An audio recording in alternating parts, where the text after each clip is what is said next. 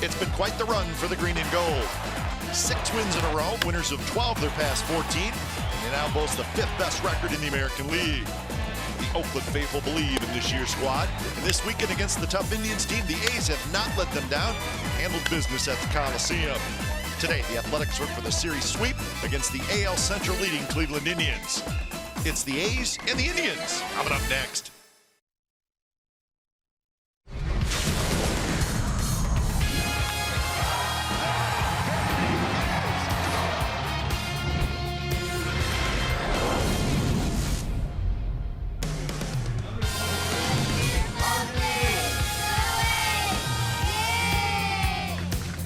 Yes, indeed. It's Root Beer Float Day at the Coliseum. Look at our president. He's scooping too much ice cream, Dave Cavill, I think. Everybody's having a good time today. So are the A's. They're red hot. It's the A's and the Cleveland Indians coming up on NBC Sports California, powered by Xfinity. Hi again, everybody, and welcome to Oakland A's Baseball. Along with Ray Fosse, I'm Glenn Kuiper. Frankie Montas, Mike Clevenger is their pitching matchup today. And Ray, Clevenger had some success last year. Montas seeing success this year for the first time, but really 2 pitchers that look like they're starting to figure it out. You know, Frankie Montas, I think if you can have the start he had against the Tigers, yet his club came back a no decision because he was not that great, one of the big comebacks for the Athletics. So we look for him probably to continue to excel. He's happy to be in the rotation as far as Mike Clevenger is concerned. A little bit different for him. He's trying to end this losing streak that the A's have over the Indians over the weekend. But I think one of the things that for Montas, he wants to keep the line going. Every pitcher feeds off the previous guy. Let's hope Montas can do that today. Well, lots of young talent on this A's roster. How about Dustin Fowler? He is starting to put it all together. For more on that, let's check in with Dallas Brayton. Looks like the Oakland Athletics have identified their man at the top of the lineup, man out in center field as well. Mr. Fowler has been nothing short of amazing defensively. Go back to Monday in Detroit, lays out full extendo, makes a nice grab, and he's been putting it together at the plate as well, guys. Setting the table at the top of the lineup, flashing the ability to not only hit the ball everywhere in the field, but flash and pop at the top of the lineup as well. Not a bad table setter to have in Fowler, defensively and offensively. All right, thanks, Dallas. A's have won 6 in a row. They've won 12 out of 14. Baseball's starting to stand up and take notice of this very good young Oakland A's team. They're going for the sweep today at the Coliseum. Lineups and first pitch when we come back.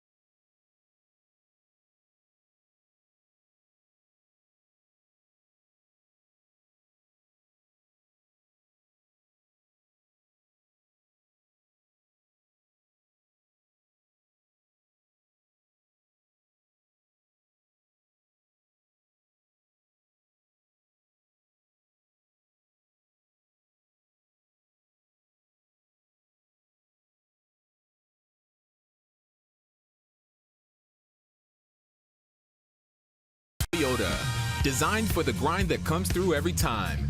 See your local Toyota dealer today. Toyota. Let's go places. By Southwest Airlines. Low fares. No hidden fees. That's transparency. And by Jack in the Box. Try the $5.99 Jack Spicy Chicken Club combo with toasted sourdough. New from Jack in the Box. Well, today some awesome softball players joined the big leaguers out in the field. Always special on Sunday. Little leaguers, or in this case, the Vipers. They can hit. Game time weather for today brought to you by the Santa Cruz Beach Boardwalk. Get to the beach, the admission-free boardwalk. It's open daily, 67 degrees, so it's another breezy day at the ballpark. But a comfortable day, and the A's are red hot, and they're trying to sweep a very good Cleveland Indians team.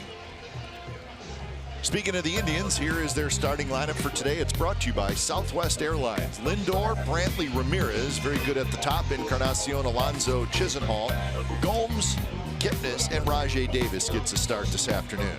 As I mentioned, Frankie Montas is on the mound for the Athletics, making his 7th start. And in his last start against the Tigers, he went just 3 innings. A very dejected young man as he gave up 6 runs. However, club did come back and won.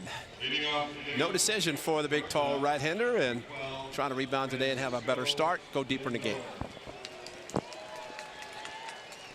So Root Beer Float Day, 19th annual Root Beer Float Day. So we had a lot of fun this morning with all the great fans coming to Root Beer Float Day, and you know what? They looked like they took some. So let's take the Root Beer Floats to our seats. Why not? First pitch of the game from Frankie Montas is a little bit low to Francisco Lindor. Lindor at 290. He's got 20 home runs. Umpires today. It's John Lipka calling balls and strikes. Bill Welke's at first, Lance Barrett at second, Tony Randazzo's at third, and Bill Welke, the first base umpire, is the crew chief. So Frankie Montas looking for his 5th win of the year. He's 4-1. Nice little hesitation by Frankie before he delivered that pitch to Lindor. Strike on the inside corner. It's amazing how some pitchers, and of course Frankie a little bit different, came up last year as a reliever, but enjoys being a starter. That 2-seam fastball catching the inside corner at 96 with pretty good movement on it. Inside pitchcast today brought to you by SoFi, a modern finance company. See that time he quick pitched. I think sometimes if he does that in a count like 2-2, trying to get a swing on it, but it's a critical pitch. Swing and a miss. Fastball inside, and Lindor missed it. I guess if he can do that, it's okay. The 1 out here in the first inning. A's defense has Joyce in left, Fowler in center, Canna is in right, so Piscotty's getting the day off. Lowry, Simeon, Pinder, and Olson from third to first. And Jonathan Lucroy back behind the plate. And guys, what we just saw out of Frankie Montas is something that we're going to want to see a lot more out of. Over the last month, 11% strikeout rate once with 2 strikes for Montas. So you'd like to see him start to put guys away once he's done a good job of getting ahead. Montas 23 strikeouts now in 37 innings.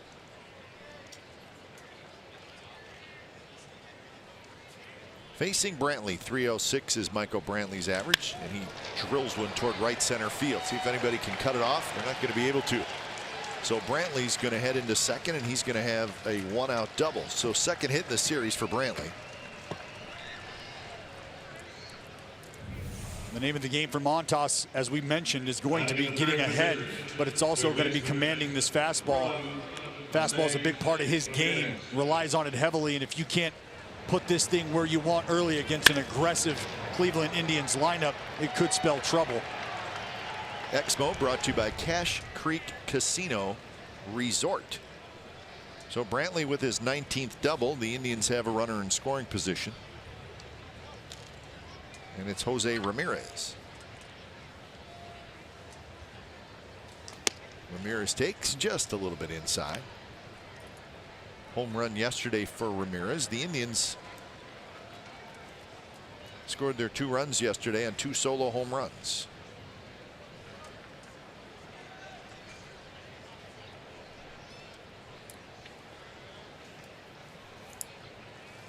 Inside again. Oh, he talked about his doubles last year. This year hitting a lot more home runs, and against Edwin Jackson, the fastball a little bit towards the outside, yet tremendous power. Looked for the pitch, got it, and did not miss it. And Lindor in the 1 inning, and that was it. And Jackson gave up. And it looks like the boys in 06 between the Big Hurt, Nick Swisher, Milton Bradley, seemed like they all hit home runs the same game. 2-1 to Ramirez with Edwin Encarnacion waiting in the on-deck circle. Well, today any 95-mile-per-hour fastball is our fast pitch, brought to you by Xfinity, the fastest Wi-Fi at home and on the go. There's the starter for the Indians, Mike Clevenger.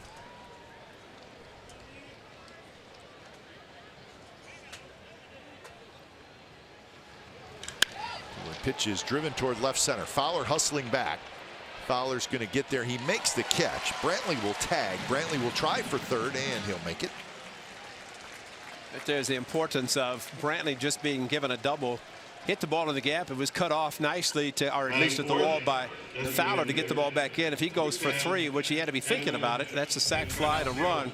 Runner at second. He just advances to third on the deep fly ball. But the huge effort right there, and let him have third, get the third out. It's a mute point. So here's Edwin Encarnacion, cleanup hitter. 19 home runs and 54 RBIs.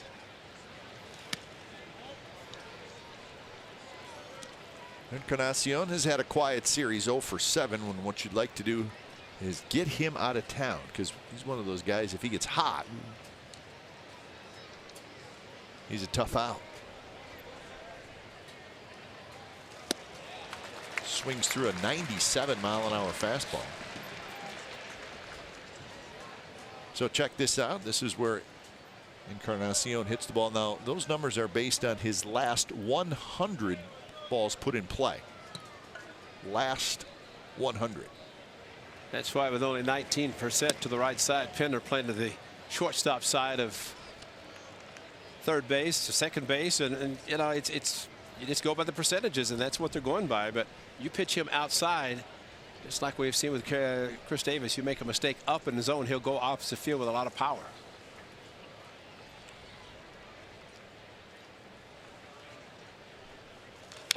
Two-one pitch is bounce foul. So Montas coming right at him. Another 97-mile-an-hour pitch. So 2-2 the count. Well, again, this has been the MO for Montas, right? Use the fastball to get ahead. He can put guys away with the fastball, but it's going to be imperative for him to be able to throw this wrinkle here for a strike against an aggressive Cleveland Indians lineup. There's the full shift. The 2-2 pitch drops low. Pretty good take by Encarnacion. Throws it again, he might swing at it. And it is a slider that Encarnacion did not offer at. Kind of went straight down. Not that far from being a strike. It's hit hard, but foul. You see doubled up on it. The old adage, if you're going to throw it 2-2, you might as well throw it 3-2 as well. You're probably going to throw yourself a better one, as you saw from Montas. He's able to garner the swing from Encarnacion. He's got to realize it doesn't matter if he does walking, because he can start fresh with Alonso. It's a pretty good hitter. That one is driven to right center, and that's going to be a base hit. So trotting home is Brantley. So Encarnacion with a big 2-out RBI hit here in the early going. He picks up his 55th RBI, and the Indians lead 1-0. That's 20% to the right side.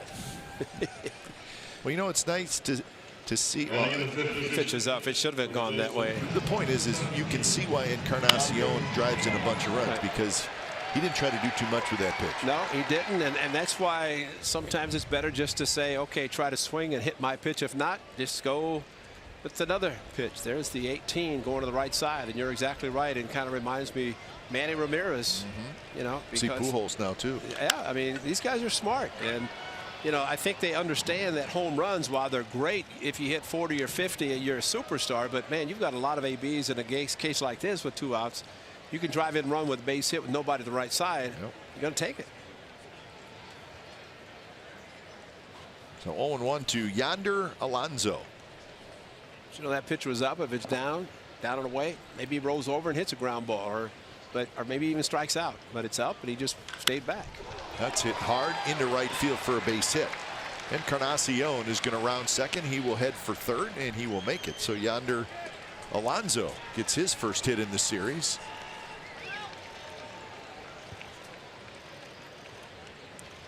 We mentioned the aggression of this Cleveland Indians lineup. They're not going to wait around. They're going to see stuff in the zone, and they're going to get off on it. Yonder Alonso here, very familiar with the approach of some of these guys here. He's not waiting around. They got the shift on. He's able to punch it through. Scott Emerson's going to come out and talk to Frankie and Lucroy, try to get him back on the same page. Here's Lonnie Chisenhall. Breakdown between May and June for the Indians. So the offense just has not been there in June.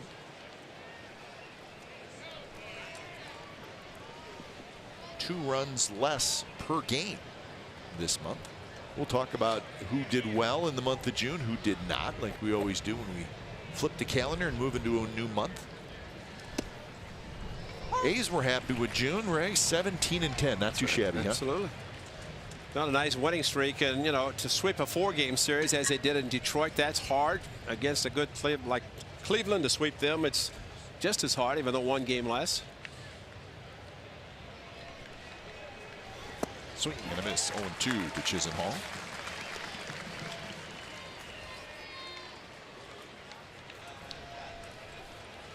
Chisenhall at 304. He's got a homer, 7 RBIs. Playing in just his 29th game, as he has spent a fair amount of time on the disabled list.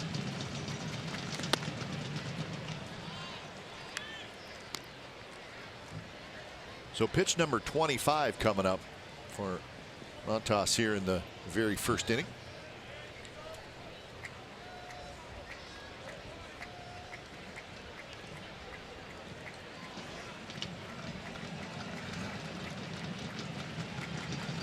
Swing and a miss. 97 miles an hour. So the Indians get a run on 3 hits. Bottom of the first coming up.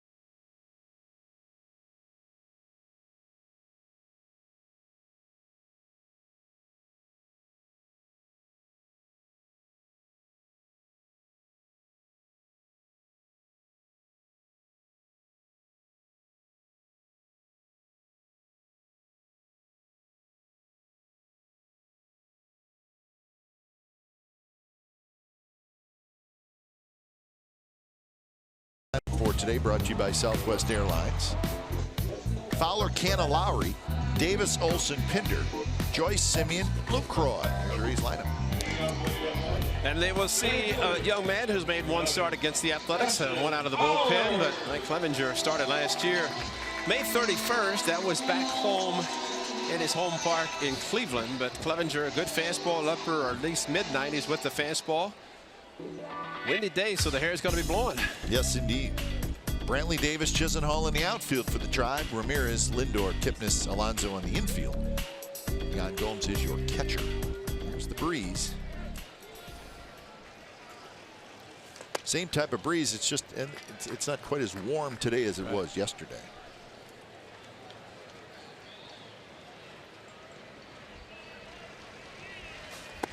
First pitch, second pitch is outside. So 2-0 to Dustin Fowler. Couple hits in the series, including a home run. He's 2 for 7. Now a strike call. Guys, what you'll notice out of Clevenger is, one, he likes to work quickly. Two, there's a lot of moving parts, a lot of gyrating going on pre-pitch and even during pitch. A lot of elbows and kneecaps coming at you.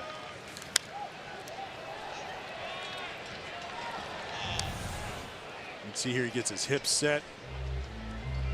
High leg kick, knee up around the neck area. Elbow coming at you, some hair follicles mixed in there in between.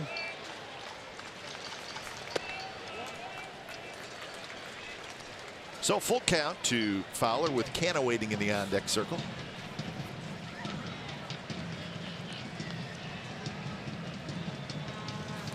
Swing and a miss, struck him out. Fastball running away from Fowler. Well, the pitches he took, and the same type of pitch might have been out of the strike zone.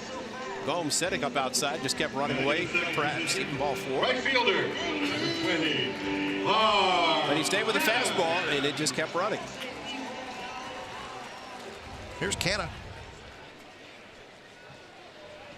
Canna getting a start in right field.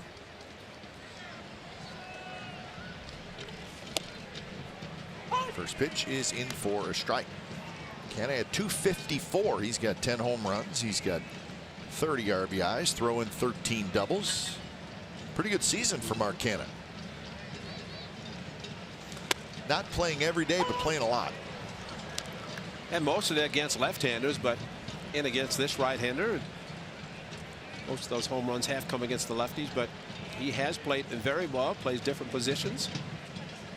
Makes it very nice for a manager with a limited bench. Yeah, Gomes says he thought it was a foul ball. Yeah, he caught it. Yeah, he looked back at the umpire to indicate.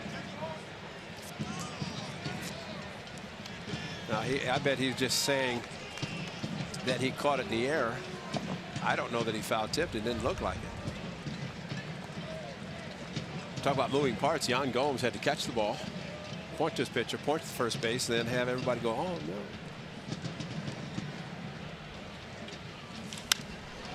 Driven toward right, coming in, and Chisenhall goes into a slide, but he's got to play it on a hop. So Canna has a 1-out hit.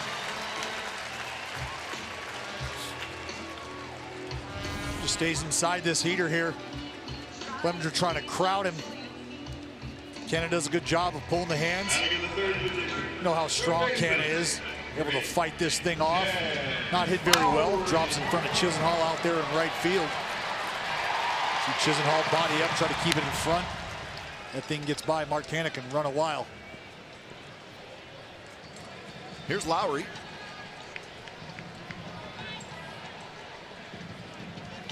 First pitch, swing and a miss. Good fastball from Clevenger. That example of Chisenhall playing deep enough, as we always talk about, more drop in front than go over the head. Yep. And he just played a little bit too deep, had to go in and try to catch a ball that was really off a right-hander's bat, especially with 2 strikes. I don't think the hitter's going to be as aggressive with a couple of strikes, especially going opposite field, more protecting.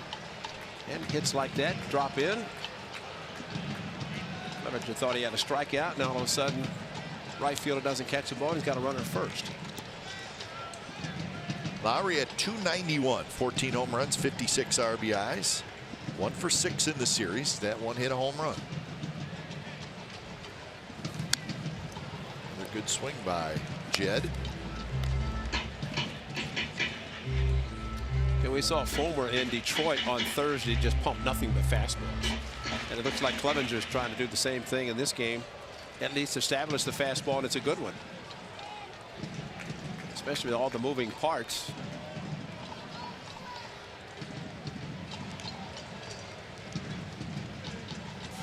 Inside to Lowry. Lowry is 4th in the American League in RBIs behind Martinez, Haniger, and Machado. Jed is 8th in the league in hits with 95.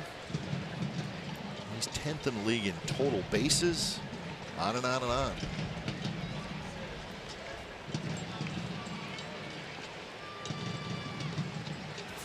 This one's popped up. Ramirez hustling over, but it's going to drop into the seats. So how did the month of June go for Jed Lowry? Well, it did not start great, but it ended great. First half of the month, 159. Second half, 361. So he slowed down a little bit toward the end of May after his hot start, and then that carried over into June, and he figured it out. And now swinging it pretty well again.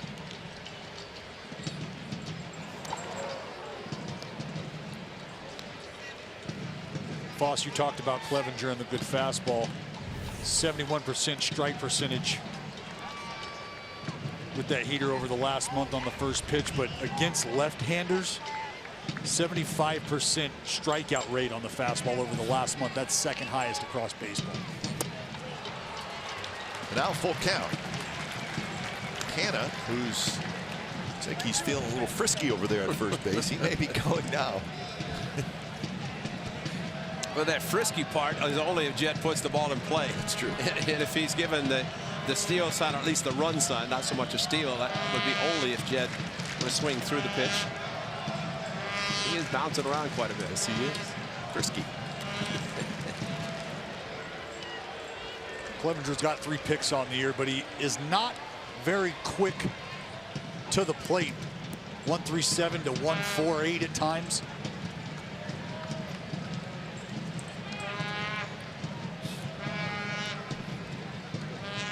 Canna runs, and the pitch is low.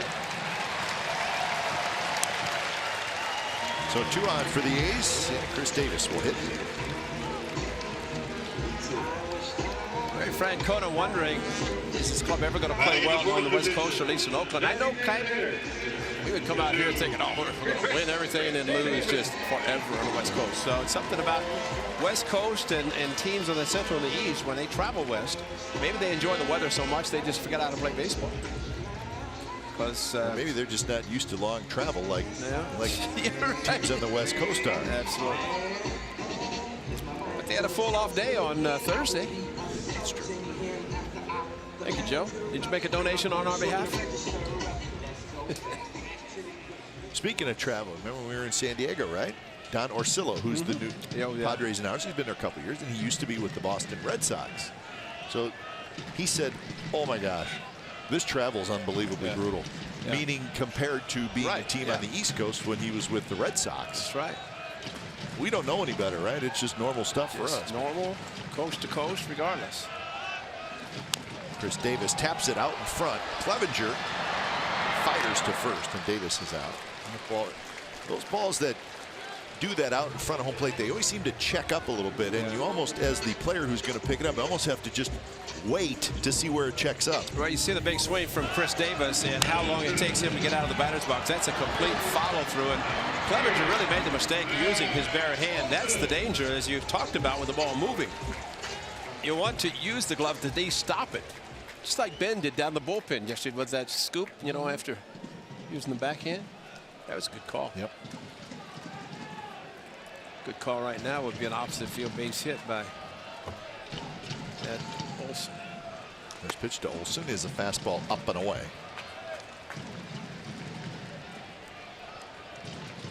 Matt Olson at 239, 18 home runs, 43 runs batted in. He's got 13 doubles.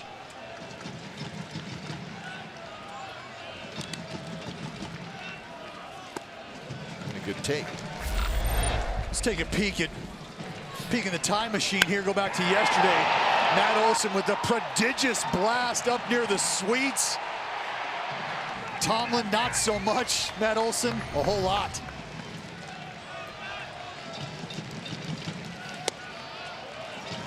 Looked like John Lipka, the home plate umpire, thought about calling that a strike, decided not to, and it's 3-0.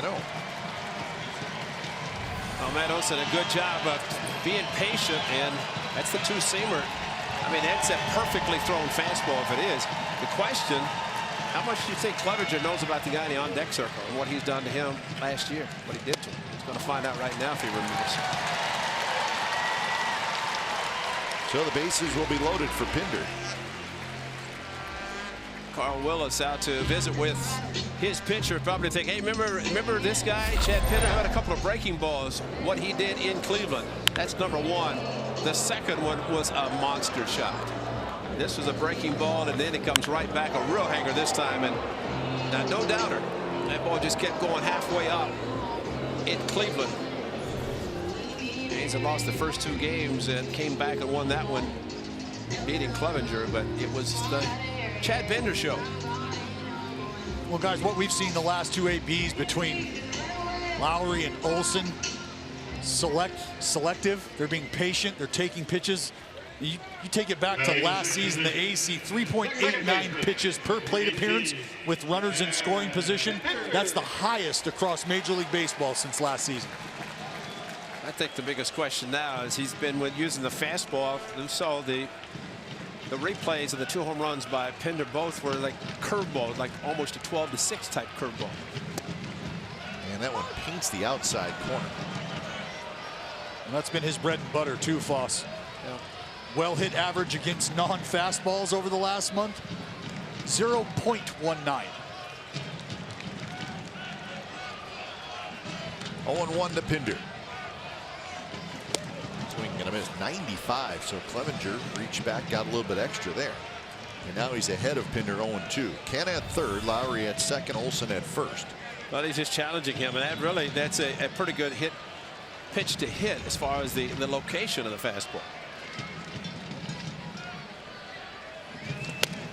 Missed outside.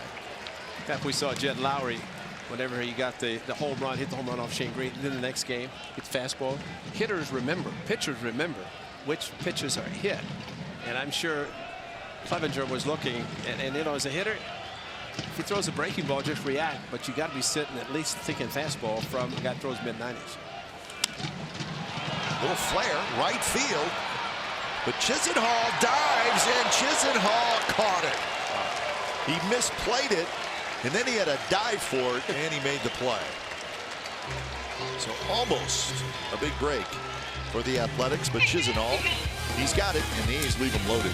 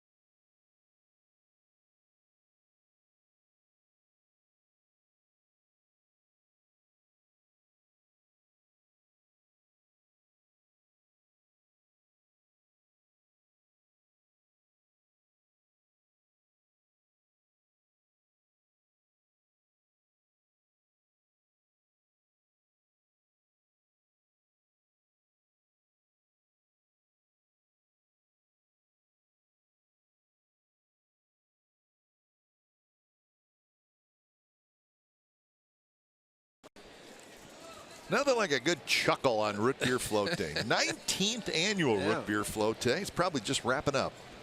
The East Side Club. People over there looking for pictures and all kinds of good stuff. It was. It's always fun. Fans enjoy it.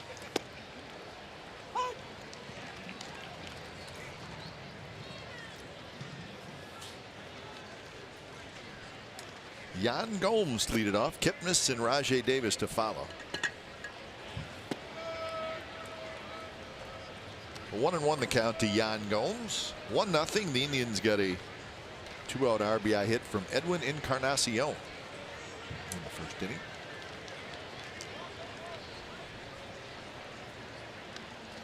A's have themselves got a lot of 2-out RBI hits in the last couple weeks, and no surprise that they've won a whole bunch of games. And that's why it would have been nice if the A's could have gotten one with 2 outs to start this new month, because the month of June was kind of magical.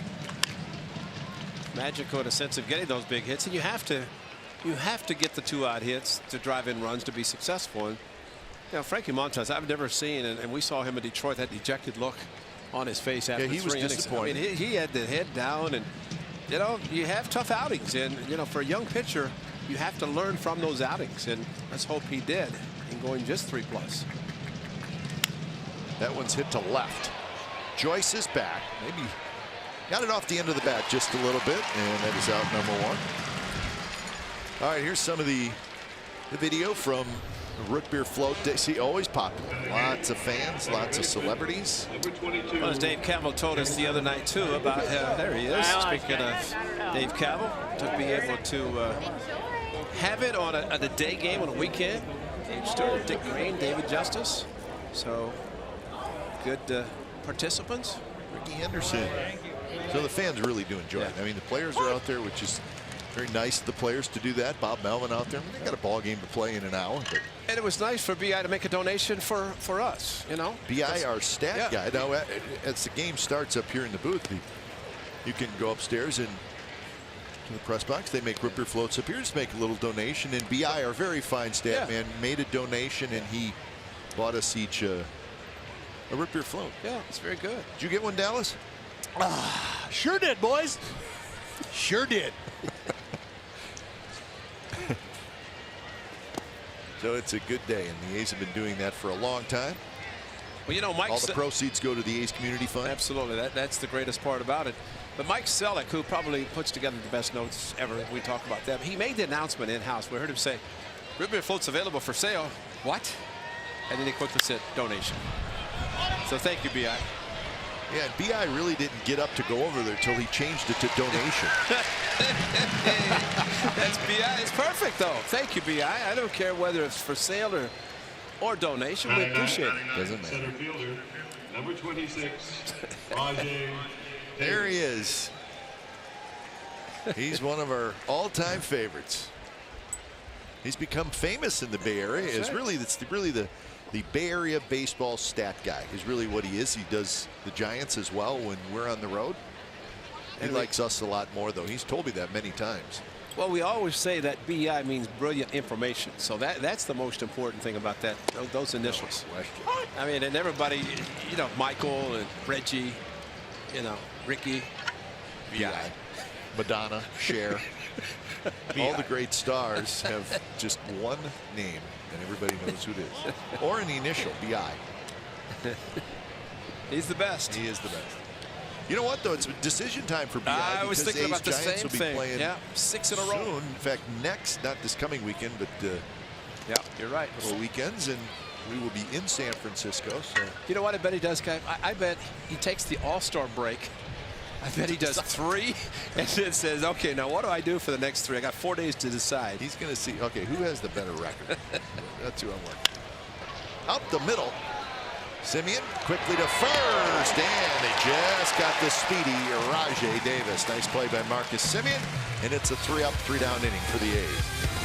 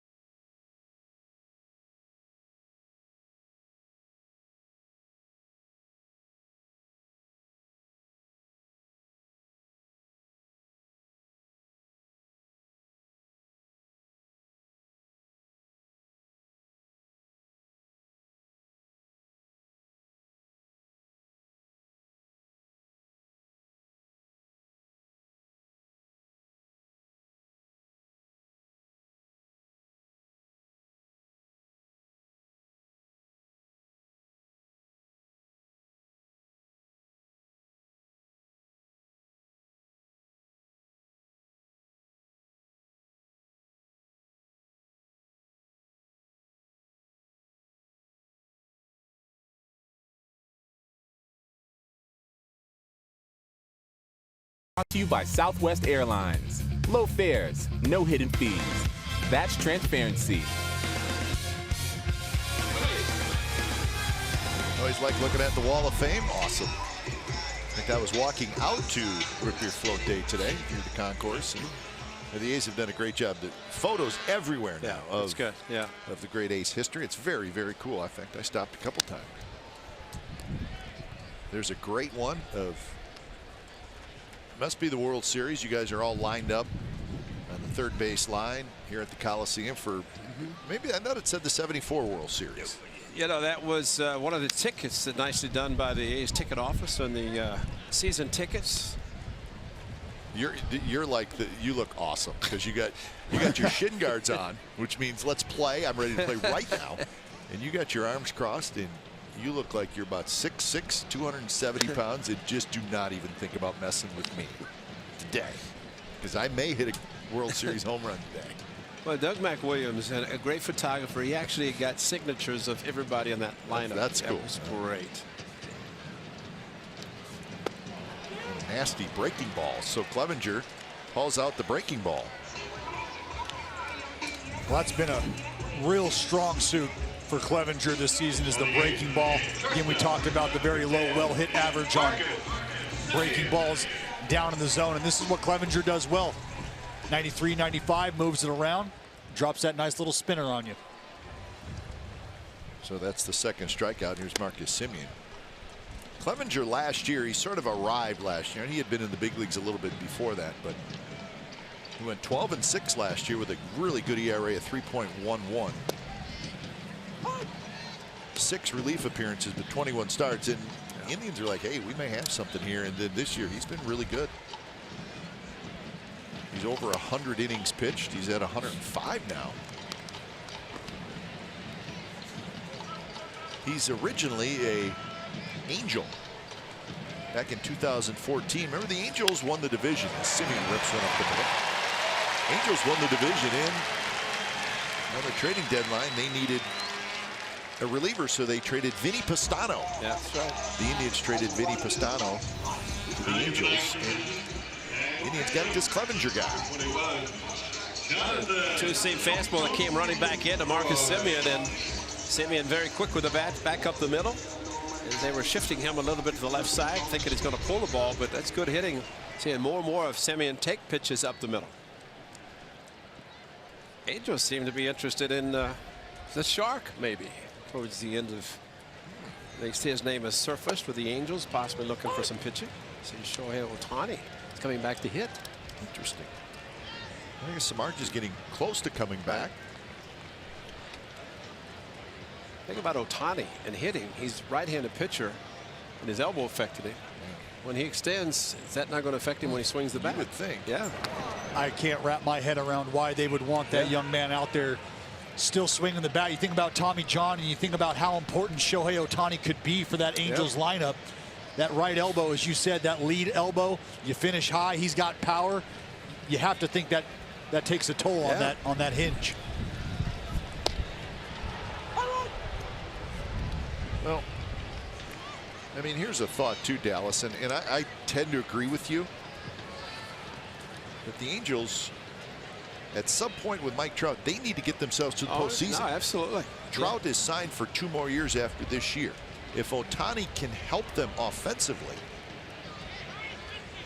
maybe that's what they're thinking. Has to be. Unfortunately, because it's such a unique situation with Ohtani being, a hitter and a pitcher, they almost need to make a decision. Listen, if we want him to hit, okay, then the pitching part, who knows when? Because for him to pitch again, he's going to have Tommy John surgery. Probably. That's a tough call. And if you look at it like that, it's a very tough decision to make, because you think about, are you trying to win now at the expense of the future, the guy that you went out and got in Shohei Ohtani? You're talking about a lot of controllable years. You'd hate to see them burn such a tremendous talent. And Marcus Semien got picked off. It's like he slipped going back. He had a very big lead, and then he just maybe, there's a little hesitation there. He had a huge lead, guys, and I could tell again from where I'm sitting, he continued to creep out. And we talked about Clevenger not being quick over to first base, not being quick to home either, anywhere from 1-3 to 1-5 at times. So the Oakland A's might be in a position, if they continue to get runners on base, to try to create some offense. 1-2 pitch, a fastball a little bit outside. You know what? Sometimes the scouting reports show those things, and you take a little bit longer lead, thinking, hey, he's slow, and then all of a sudden they pick off, because that quizzical look on Simeon's face was, wait a minute, what happened? Yeah. And there's the breaking ball. So a couple of strikeouts for Clevenger, who's got 3 in the game. We're through 2. 1-0 Indians.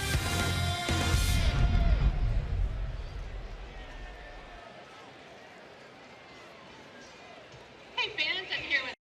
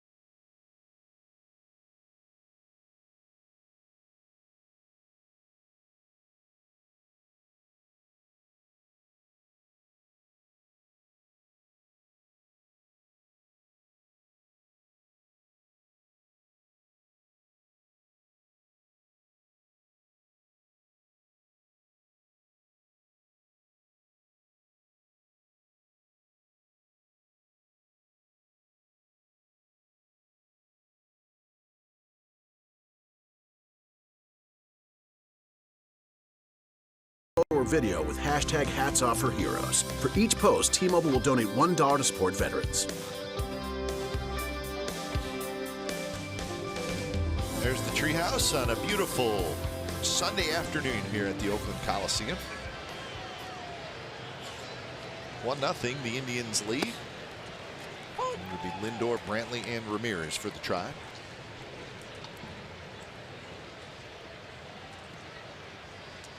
Lindor struck out in the first, and he rips one to center. Fowler turning around, heading back near the wall, and it bangs off the wall. And Lindor's going to ease into second with a leadoff double. And his speed should have been a triple, so maybe that's a blessing in disguise, because Fowler probably could have caught it, didn't.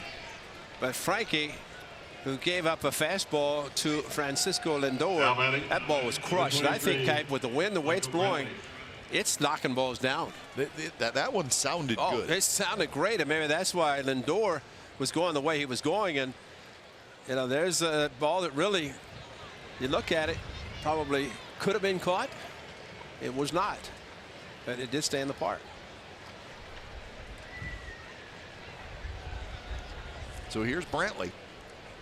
Brantley doubled and scored in the first inning. And there's a strike.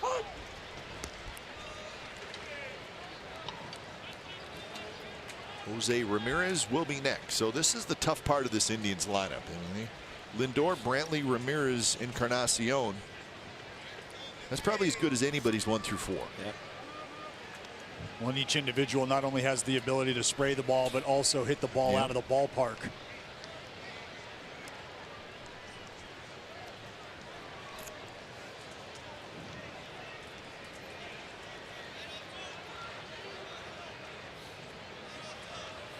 Straight away in the outfield for Brantley. Brantley, Dallas just said, we've seen Brantley hit a lot of line drives to left field.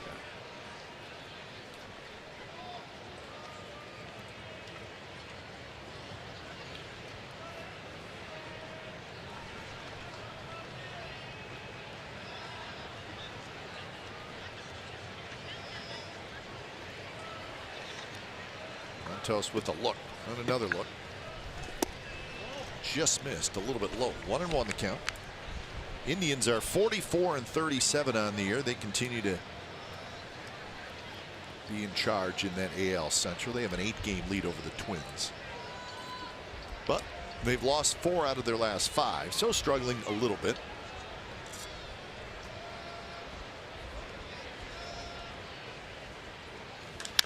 Bounce to the right side. Nice big hop for Pinder, but a quality at bat for Brantley.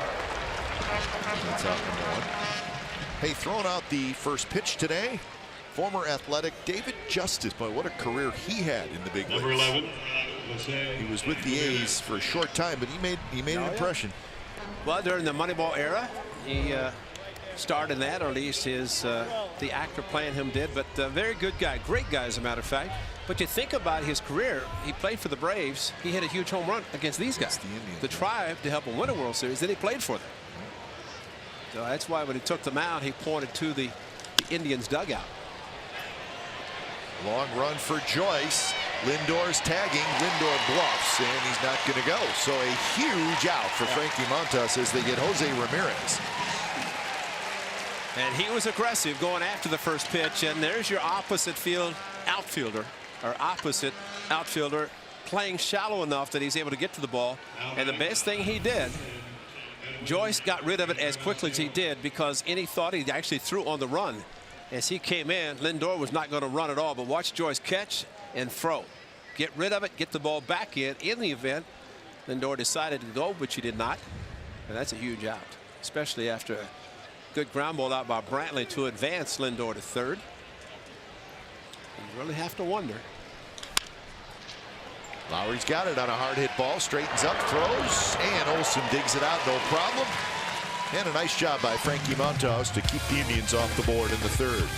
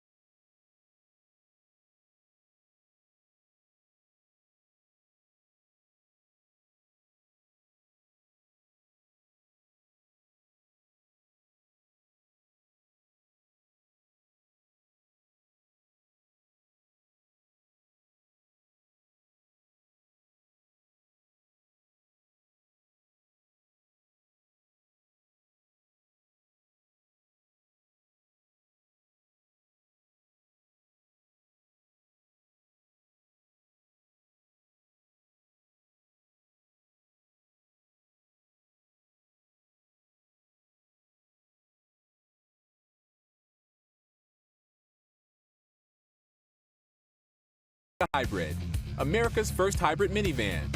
Test drive one today.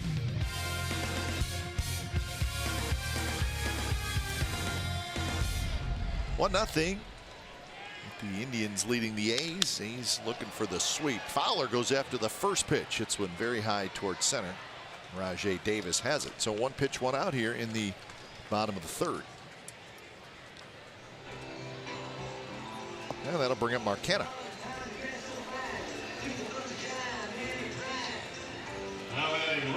Indians with a couple of pretty good starters on the disabled list. Carlos Carrasco. He got hit by a batted ball right in the elbow. Yes, he did. They are talking about him possibly coming back to pitch against the A's next weekend in Cleveland. You know, Kai, there is no reason in the world that the Indians have to think anything about rushing. Because they're going to win the division. That's right. Nobody's going to. I mean, they can lose as they did in 2 games and still either gain or not lose any ground. Canna hit by a pitch. But those are the guys, Danny Salazar, and Salazar's going to pitch this year. He's having all kinds of problems. Andrew Miller, of course, he's on the disabled list, and as Ray just said, they'll be patient with him as well. He's so important to them. So that is the situation for the Indians pitching. So missing a couple starters and a very, very good reliever. I think the A's are saying it. Ryan Buchter. I mean, he had what 4 or 6 weeks off just because of a shoulder problem. He comes back throwing hard, and that's saving the wear and tear on the body, and especially for the pitcher. You think about the way that Andrew Miller has been deployed in recent years, especially down the stretch. Obviously, in the postseason, it's a completely different ball game. But for Tito Francona, if you've got a healthy Andrew Miller rolling into September, a fresh Andrew Miller rolling in to September and then into the postseason, to your point, Voss, this division's all but wrapped up, and they can do some damage. They've got those reinforcements. Yeah, you could wait as long as you want, and you can also not overuse Andrew Miller at all and just have him ready for the postseason, and where you may use him a lot. Yeah. And you know what? I think the Indians, the one team that can say forget about home field advantage, because they had it against the Cubs and they couldn't win a World Series. So that also the best record and all that stuff, for home field advantage. But bottom line, if you're good, it doesn't matter where you play. You can, if you have good pitching and they're well rested and healthy, and in the case of those guys, if they take their time, it's not a big problem for the Indians in that division. I mean, actually, the A's have a better record than they do at this point. And they're leading their division by 8 games, Brody. Yeah, got to do realignment for Brody.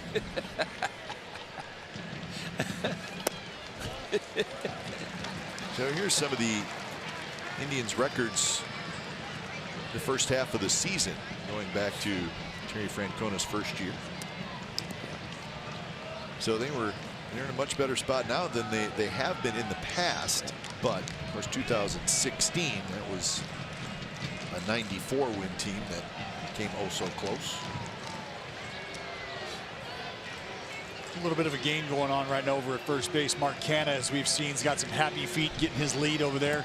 Somewhere in the neighborhood, I'm assuming, of anywhere from 11 to 12 feet. Dallas, we call that frisky. He's being frisky. He's trying. Strike call. Lowry flipped his bat, so he'll have to go get it. Jed knows the strike zone well enough. He's not going to do that to show up the umpire. It was John Lipka, the home plate umpire today. And Jed knows it well enough. I mean, that's a dotted on the corner down. And Jed, though, thinking, I know the strike zone, that's a ball. I'm to first base and trying to, I mean, that bat's heading over towards the on-deck circle. And Elijah Christian had to retrieve it and hit it back to him. That's so much for veteran status. Canha runs. Ball's hit towards center. Rajai Davis hustling in. Rajai Davis dives, and he caught it. And this is going to be a double play as Canha was on the move, and he just kept on rolling. What a play by Rajai Davis. So that's how the bottom of the third comes to an end, and the A's do not score. Amen.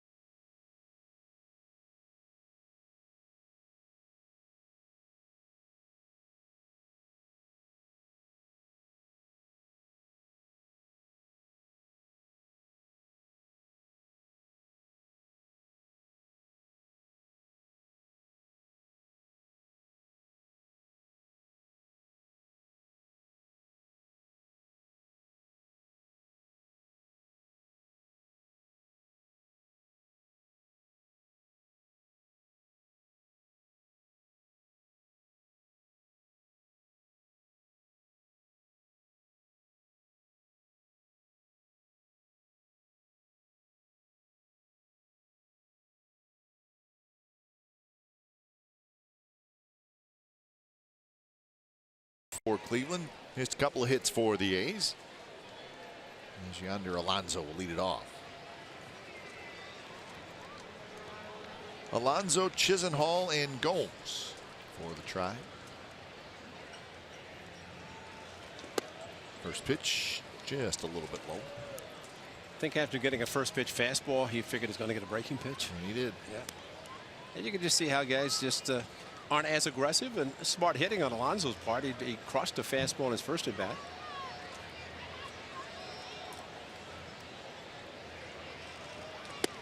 Good pitch there, and the count 1-1. Look at the last inning, Bradley with a ground ball to second and then a fly ball to left and Encarnacion. So basically within 3 pitches, Frankie was back in the dugout.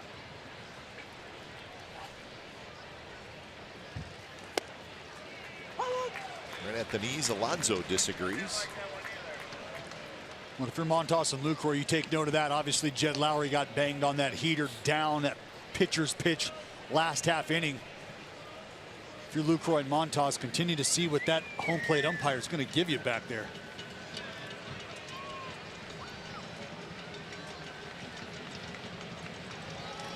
And a swing and a miss on a high fastball. Let's take a look at StatCast here.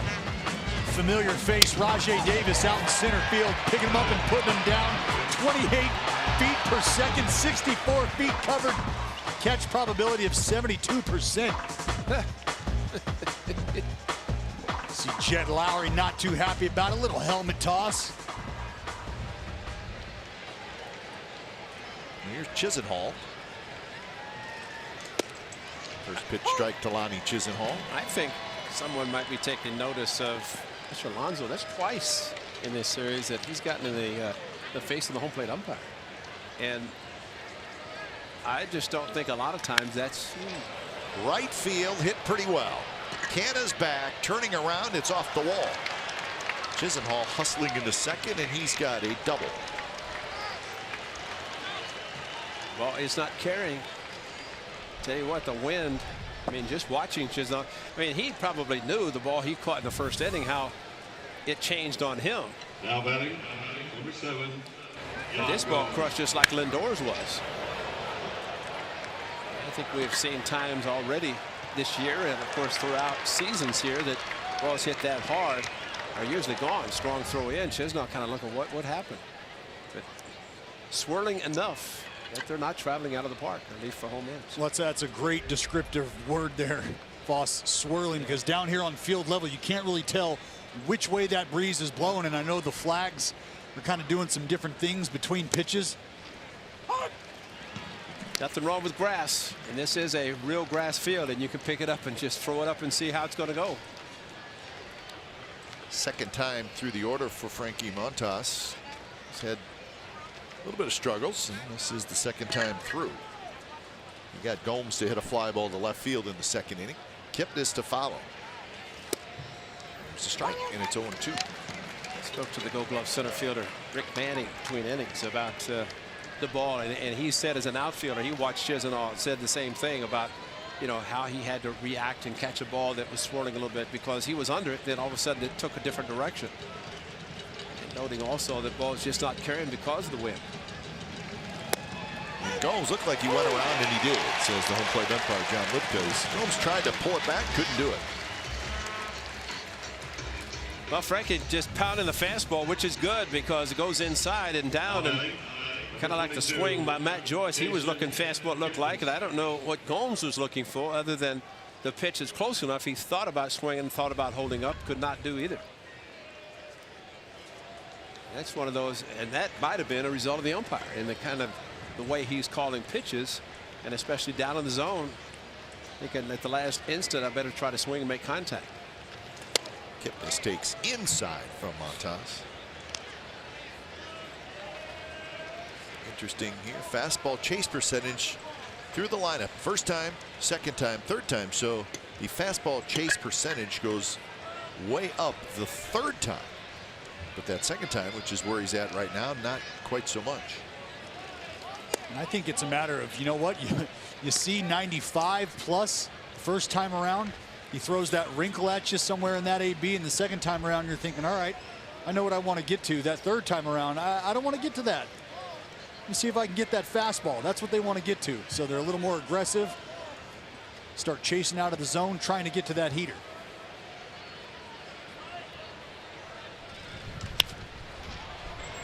Shallow right, Canna in, he's got it, and Chisenhall is stranded at second base. Bottom of the fourth coming up. It'll be Davis, Olsen, and Pinder.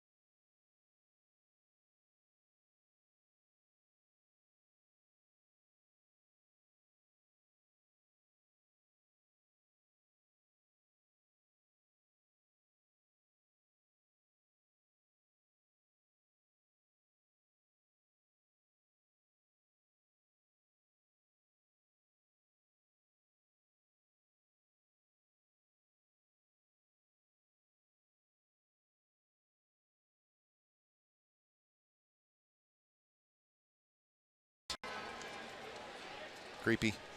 Isn't that kind of creepy? Like hanging over top of you? Well, especially if you're the dapper one like Dennis Eckersley and you look like a million, you know. With the big head. Who took the hitter yesterday? Raleigh?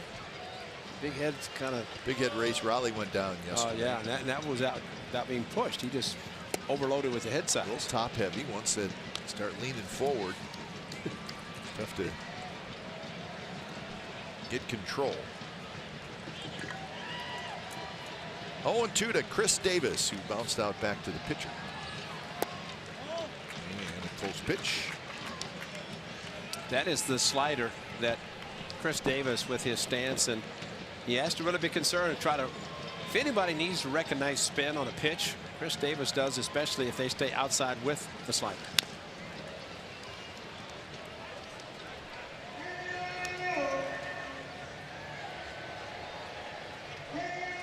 Chris Davis in this series is now 3 for 7 with a couple of doubles and a couple of RBIs. He's got a sacrifice fly.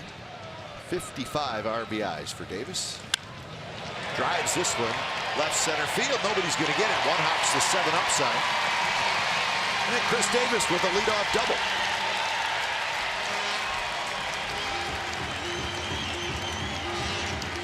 I talk about the sliders and in his stance, and look where Gomes is. This is a fastball, actually something off speed that he left out, and you just can't do that with a hitter with one stance and one swing. He hits mistakes, and Chris Davis is as good as anybody when it comes to doing that. But if there's ever a time for the A's to play good, fundamentally sound baseball, this is it. And they're shifting Olsen to the right side. Perfect. If he can hit the ball that direction, get a run at third, less than 2 outs. Some swings and misses. 94 from Clevenger. Olsen walked in the first.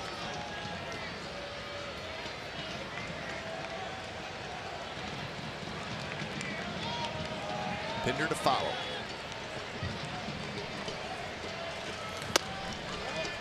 High fastball that Olsen was able to lay off of. A's are 5th in the American League in total runs scored. 5th in home runs.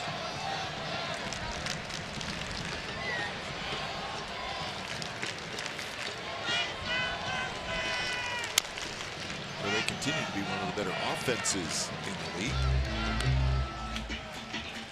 I think they've become, and last year they were very much a home run hitting team, obviously, but maybe relied on it at times too much. I think this year, Ray, they've become a more well-rounded offense. They still hit home runs. Well, the good thing for them, to your point, after their streak ended in Detroit, they won a couple of games after that without hitting a home run. It seemed like the at-bats are a little bit better in situations like maybe this. They're hitting 263 with runners in scoring position, which is a pretty good number.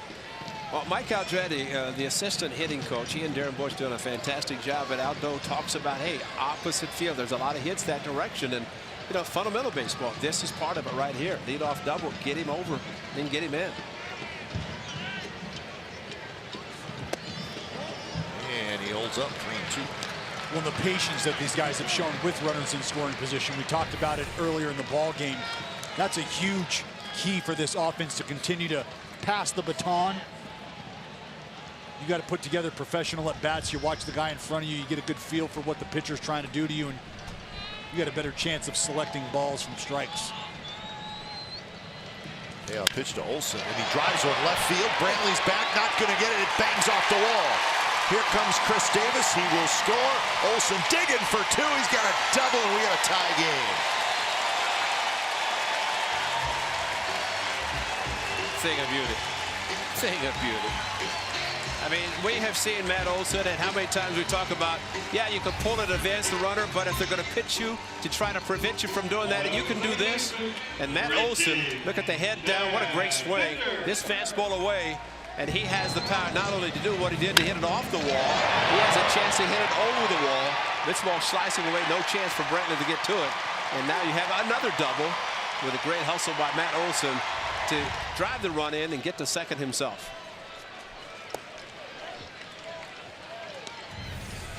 Voss, you nailed it. Head down. Stays right on this ball a long time. And the ability to shoot that ball to left field with authority. Not everybody's got that club in the bag. Well, his opposite field power is off the charts, and it's surprising at times when they continue to shift. There's a shot toward left, but right at Brantley. So a well-struck ball by Pinder. Yeah, he's upset. He attempted to bunt the first pitch just to try to get Olsen to third.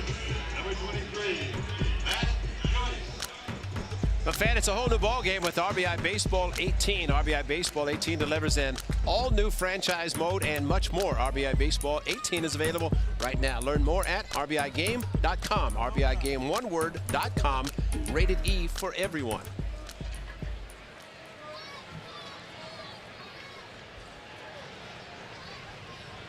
First pitch to Matt Joyce, driven to center. Rajai Davis going back. Rajai Davis near the wall, and he makes the catch. Olsen tags and goes to third, so that was a well-struck ball by Matt Joyce. A ball that probably nowhere near the way Lindor hit his, yet this ball almost carried out. Rajai froze momentarily to see where the ball was going to be. He had to go to the warning track, catch the ball. And again, there is the importance.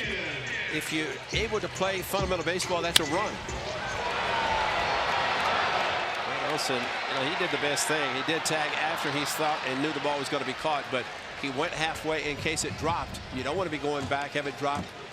You have to stop at third. Say it often, but unfortunately, at times you see base runners just automatically tag with one out, and just not the smart thing to do, especially if the ball is dropped. 1-0 to Marcus Semien. He's need a two-out hit, a run in. Slider outside, 2-0. We can see Clevenger started to go with that off speed earlier in the count. A few guys in a row getting off early on that first pitch fastball. This is what you see pitchers do, try to mix it up, keep that offense off balance. Marcus got a pitch to hit there, and he knew it. 94 right down the heart. Good numbers there for Semien. 2 outs, runners in scoring position at .364 average.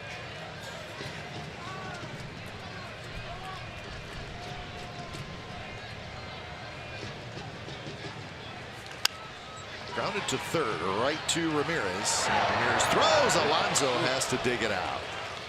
So the A's get a run. Back-to-back doubles by Davis and Olsen.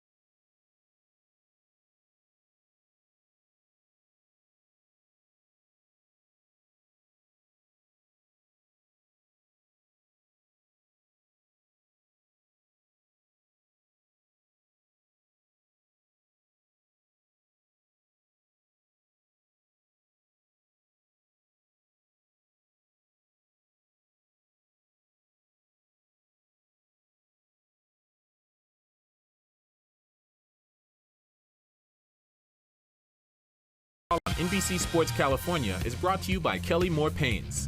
Go where the pros go. Kelly Moore, the painter's paint store. See, there's some of those great photos that I was talking about, right? Catfish Hunter, one of the honorary captains for the American League in the 1987 All-Star game right here at the Coliseum. The good old days. Look at the outfield. Huh? Were those hills I saw? Yeah. Yeah, you can barely see them in the view quarter right now. Oakland barely. Hills? That's right. There they are. Yeah. I just wish they'd have taken Mount Davis and eliminated those view quarters. That way you don't not teased, you know, with that little look. That's true. See, it's just a tease. It's a tease. Look at that. Yeah. It's beautiful. What a great. Oh, we can't see the rest of it. Yeah, there it is, Mount Davis. Treehouse is good, though. Did you take a walk through there today? I did not. I did. It was pretty neat. Hadn't been there. So Chris Townsend Hotel and his daughters, right. his twins, coming in today.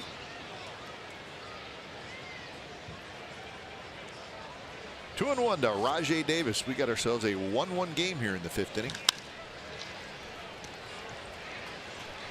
And that's out number 1.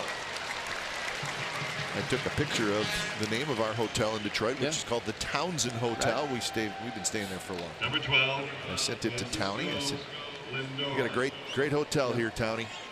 He said, "Thank you. Did you get the champagne I sent to your room?" I was like, "No, no, did not." No. And by the way, Townie, if you know, if you're going to do that, make sure the champagne does arrive. Exactly. Don't just say don't it. tease and just say it after the fact.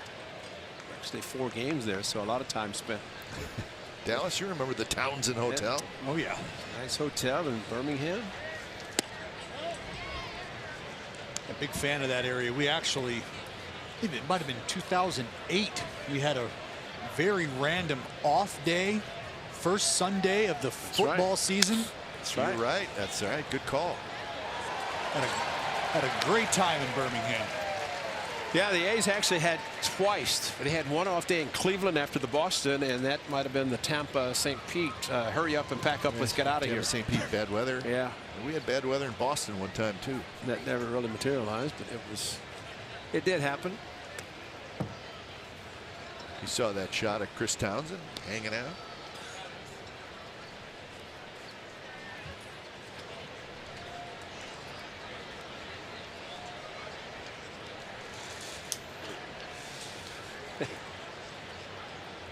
Two and one to Lindor. And he lines one left field, and it's going to get down. Hustling over there is Joyce. Lindor digging for second, and he's got his second double.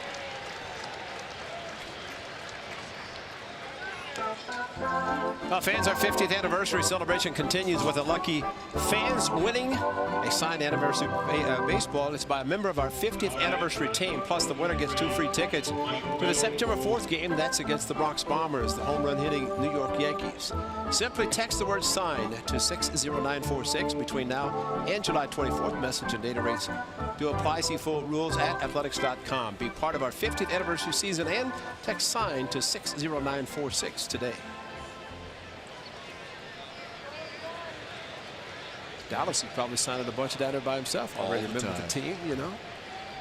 Autograph signing machine. 1-0 to Michael Brantley. And by the way, I saw Dick Green today, and I said, "Hey, we see you in the park, and you don't come up and say hello." Oh, well, you know, I don't. There's no excuse. Open invitation. That's right.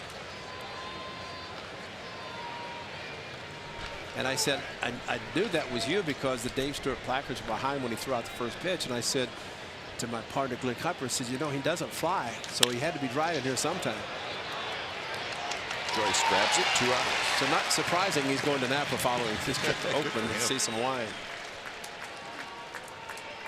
Yeah, any member of the 50th anniversary is welcome. That's right. Anytime they are here, so Dick Green has no excuse. Just come on up. Yeah. But that's nice, as Ricky was on hand today as well. Ricky Henderson Field. But you're right about all the photographs throughout the stadium, and of course the C gate for Catfish, D gate for Dennis Eckersley. So all those good things happening under the current ownership watch, and Dave Kaval, the president, making sure that he tries to bring back a lot of the history of the game in Oakland. And I'll tell you, Foss, just as a younger player, having the opportunity to have guys like you come in and out of the clubhouse from time to time, and obviously you having been here for quite a while, the ability to have those conversations and just hear those stories from the past. Now you have visual aids, you've got pictures, and you're seeing these guys brought back with more frequency. It's a great time to be in Oakland A. Strike on the inside corner to Jose Ramirez. Championships are rare, and just thinking, 1989 was the last one for the A's. A long time. 89. And, you know, the Cubs went over, what, 108 years without ever winning one. So it's special when you can prominently display, in the case of the A's, 4 world championships. Those trophies, it's pretty special. Fowler, long way to go. Can he get there? No. Jose Ramirez, a 2-out RBI double. Lindor scores, and the Indians grab the lead back.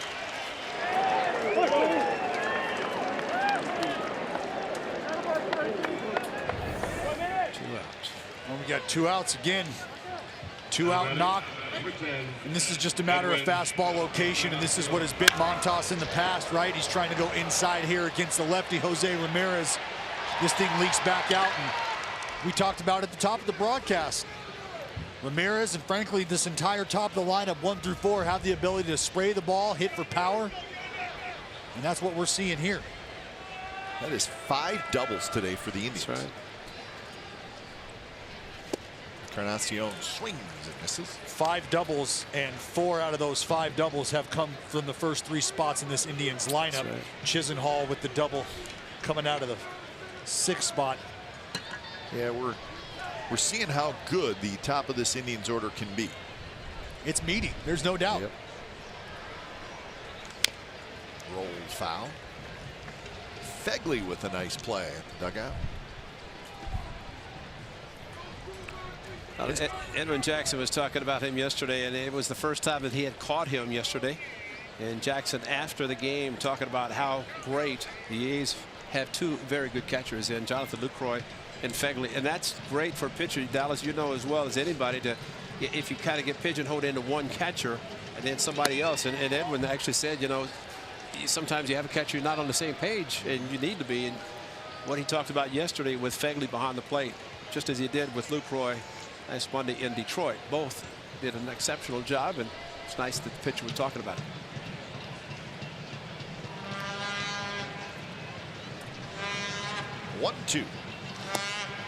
Dallas, you know who I thought really called a good game? Landon Powell. What do you think? Yeah. He was decent. He's all right from time to time. He had a couple good days. He had a decent day at work. Oh, LP. Yeah, but you know what, Foss? What I was going to say is you get a veteran like Edwin over here, and now he teams up with a guy who's not on a regular turn in Begley. That can help both guys. Exactly. Yeah. Exactly. 2-2 pitch is hit high and foul. Because you take that veteran presence from Edwin Jackson, the tour he's made across the MLB over the course of his long career, and you get a guy like Begley who's not getting a bunch of run every day behind the plate. That veteran presence on the mound can really help Begley along quickly on sequencing and how to go about attacking hitters.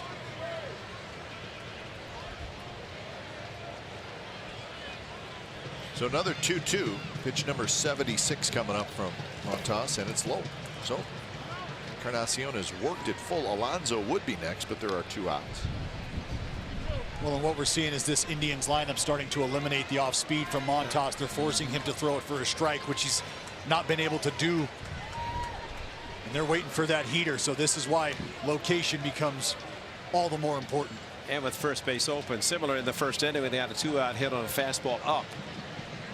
Yonder Alonso did single him to third base, but that was after Encarnacion driven in the first run of the game.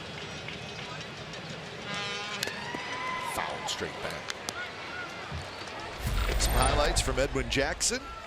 Picked up the win in his second start. So the stuff is still pretty darn good for Edwin Jackson. I asked him too. I said, "Why? What happened to the other 12 clubs?" He said, "A lot of different reasons." But I mean, he said he referenced business, which, you know, there's a lot of times business does factor into it. Whether, I mean, has a good year, pitches a no-hitter, maybe contract-wise, they want to spend the money. That's the business side of it. Good pitch, and Encarnacion knew it. Little breaking ball catches Encarnacion looking, but a run for the Indians. They lead 2-1.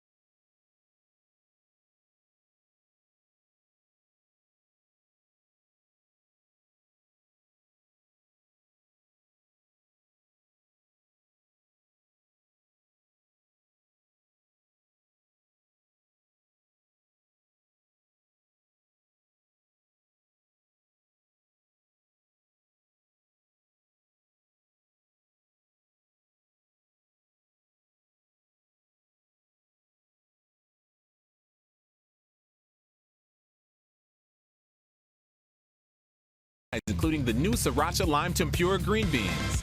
Visit habitburger.com for a location near you.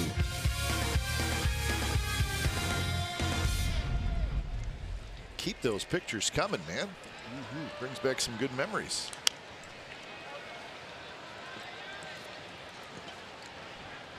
Lucroy Fowler Kenna.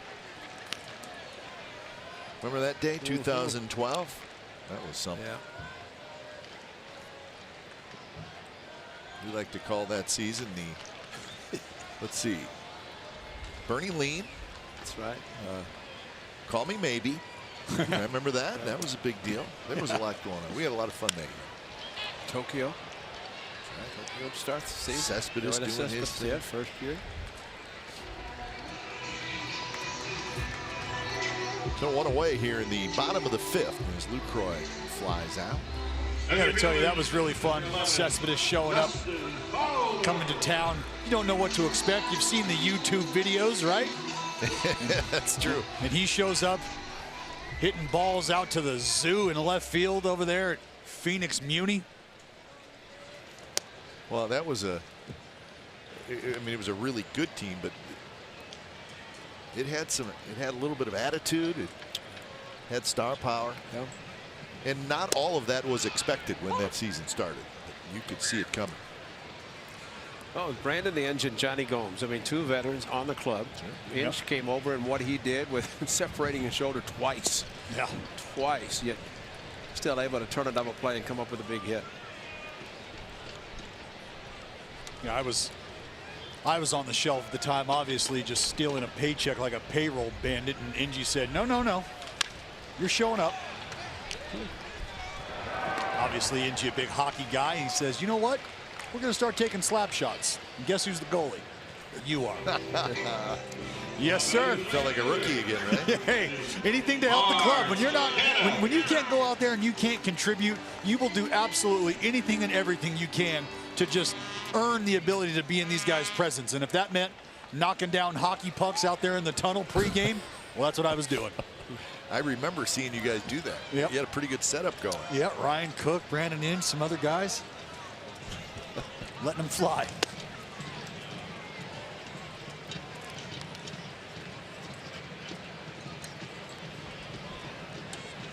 So 0-1 to Mark Canna, who has singled and been hit by a pitch.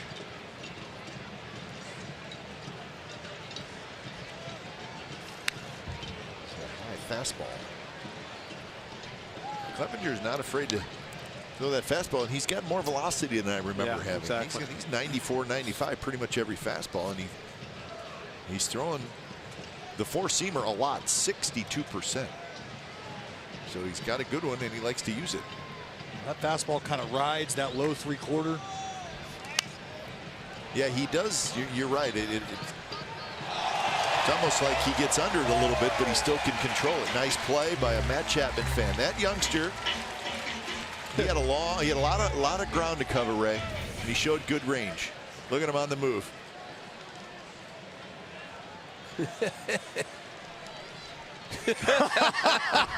That's great. That's great. He gave us a little point up here, like, yeah. Oh, yeah. You want to talk about it, you two up there in the booth? Oh, now I say they're talking about you right now. Give us a wave. There it is. There it is. There it is. He's waving at us. The point was the best because it was a quick one, Ray. Yeah. Oh yeah. I got to get back to my spot. That's it.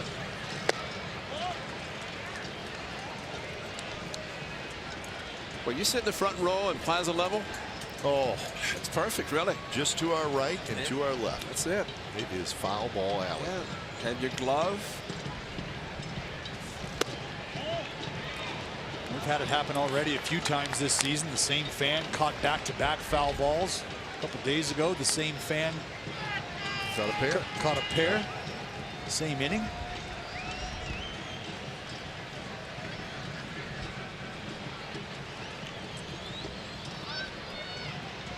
Two and two to Canna. Oh, strike three called. Canna can't believe it. So a quick inning for the A's, but a nice play by this fan. Yeah, coming at you guys. Yeah, take a look. Is that you, James?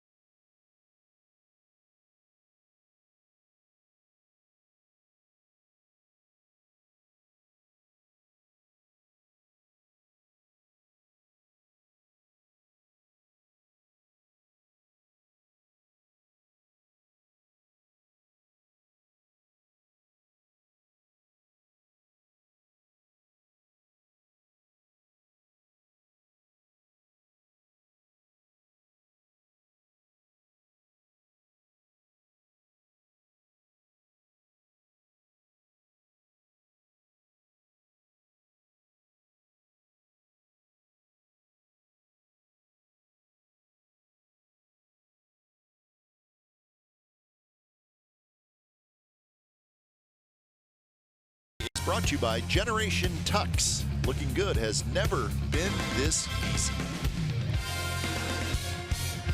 2-1 lead for the Indians over the A's.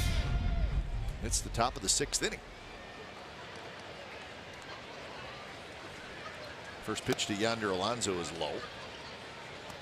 7 hits for the Indians, 5 doubles, and that has been an issue for the Athletics.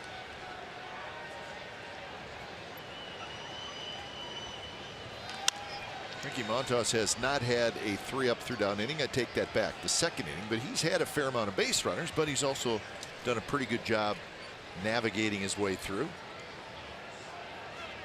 You see it here, the approach against Alonso. First pitch breaking ball after the aggressiveness from Alonso earlier in the game. He's starting to read swings a little better. There's an art to that, right, Dallas? Oh, absolutely. I mean, it's not even just about reading the swing. Reading takes can help you read swings as well. Give you an idea of what guys are looking for.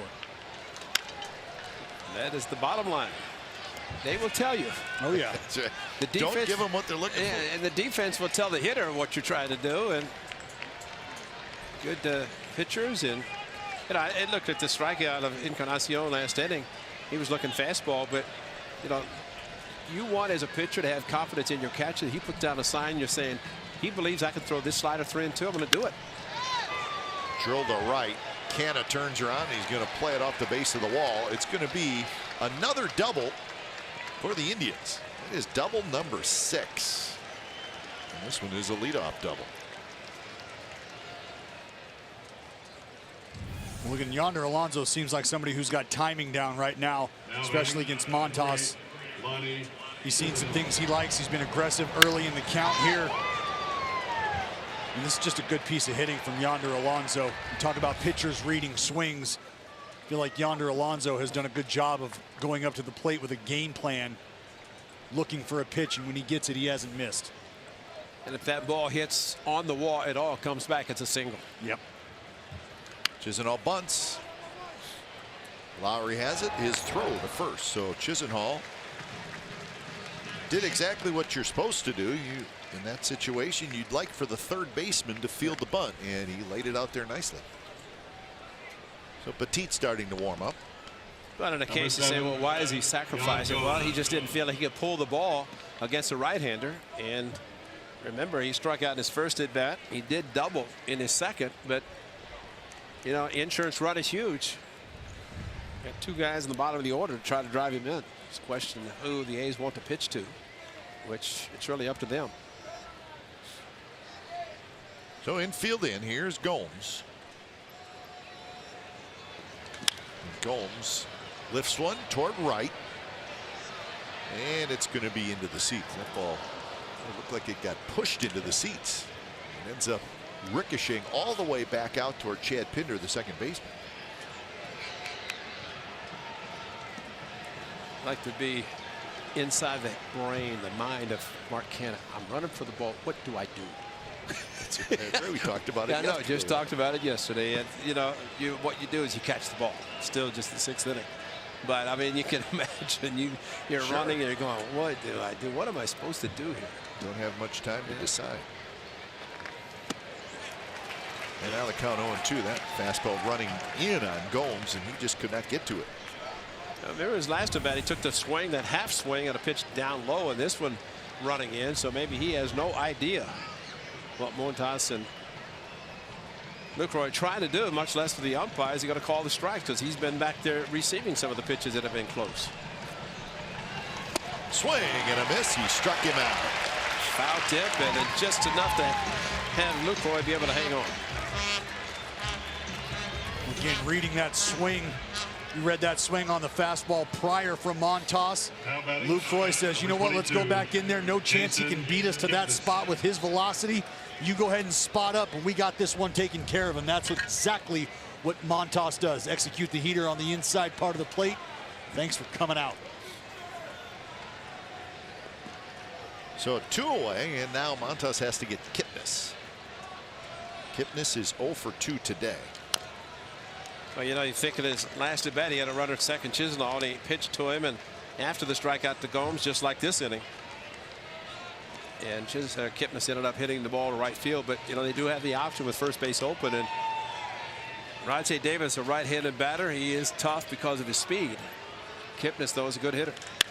Kipnis drives one toward right center, and that's going to get down, and it's going to go to the warning track. And guess what? Another double. That's right. And this one knocks in a run as Alonso scores 3-1. The Indians lead, double number 7 today.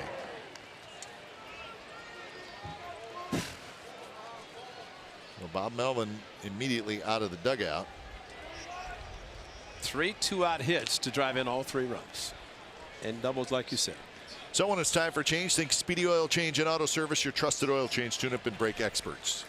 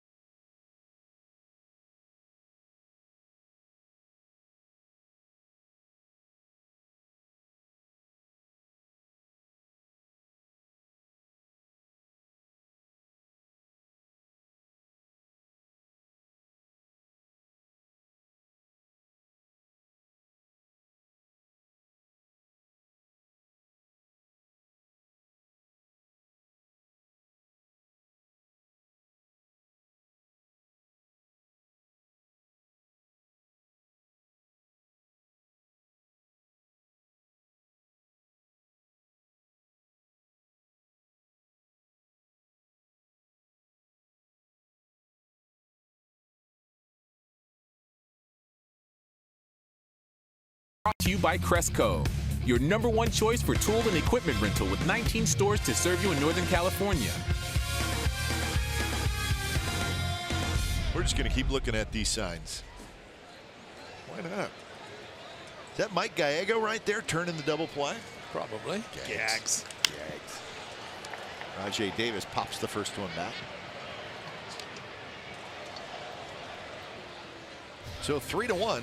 The Indians lead, and here's the numbers for Yusmeiro Petit. 2-2, 3.66, major workhorse. This is appearance number 39, so he's pitched in almost half of the A's games. He's 6th in the AL in innings pitched amongst relievers. Not surprised. Quickly 0-2. This is game number 85 for the Athletics. So 5 2/3 this afternoon for Montas. He'll walk 6 strikeouts, but a lot of hits, 9 hits.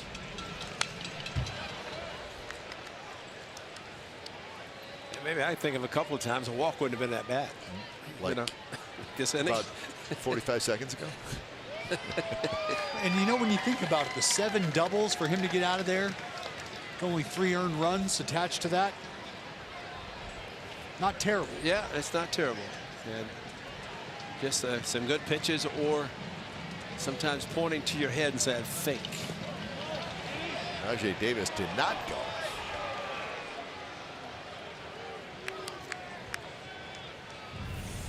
A lot of body. Check his bat. That's a strike.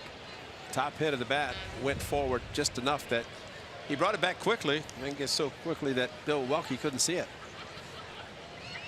Here's Rajay. He's fast. Yes.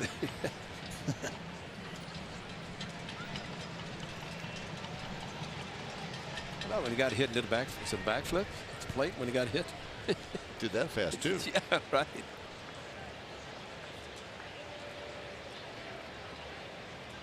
Studying martial arts. Maybe that helped him.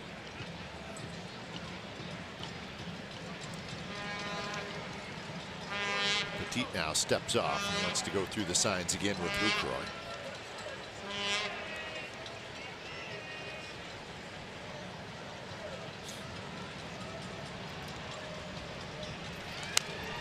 Popped up just below us. Right down the walkway. Headed out into the concourse. Down the walkway.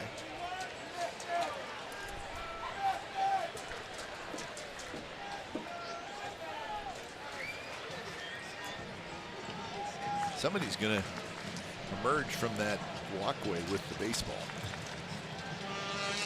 Swing and a miss. So right on the outside corner, Davis strikes out. A run for the Indians. Bottom of the 6th coming up. 3-1 Cleveland.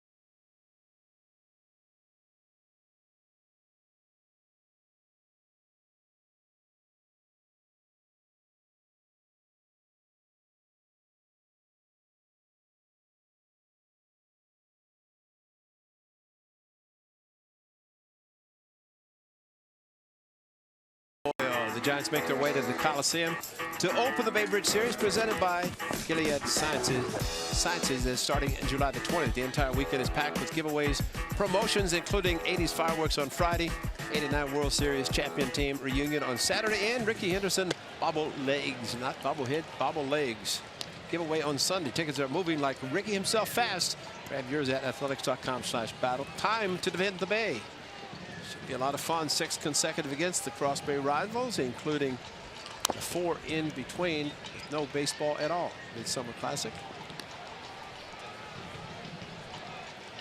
Great opportunity for some Giants fans to get them a brand new A's hat. Yeah. It's always nice.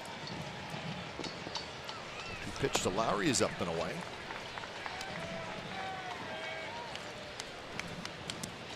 Yeah, it's about time to turn the phone off. No family phone calls. 10 days before the series starts. That's the rule. And it's just one of those things that just say no. Except when BI makes a donation and gets us a root beer float. 2-2 pitch, swing and a miss. Strikeout number 5 for Clevenger. Well, July 1st is here. We're going to look back. Who was good, who was not good in the month of June. We always like to do this. Some of the better offensive players in all of baseball. Bregman, 30 RBIs in the month of June. Omar Narvaez, he had a bunch of hits against the A's. Mike Trott, terrific. Paul Goldschmidt, who was off to a slow start, which is just doesn't make any sense, but that's over. Goldschmidt is hot. And the month of June is past. The A's were very good. They had a 17-10 record in the month of June. That's the good news. The bad news is a couple of teams that had better months than them, the Houston Astros and the Seattle Mariners, sure. Of course, yeah, right? That's right. I mean, that's just the way it is. The Astros had the best June record in all of baseball. They were 19-8. The Mariners had the second best June record in all of baseball, 19-9. That one is belted left center field, and Rajai Davis isn't going to get it. He'll play it on a hop. And he gets it in quickly.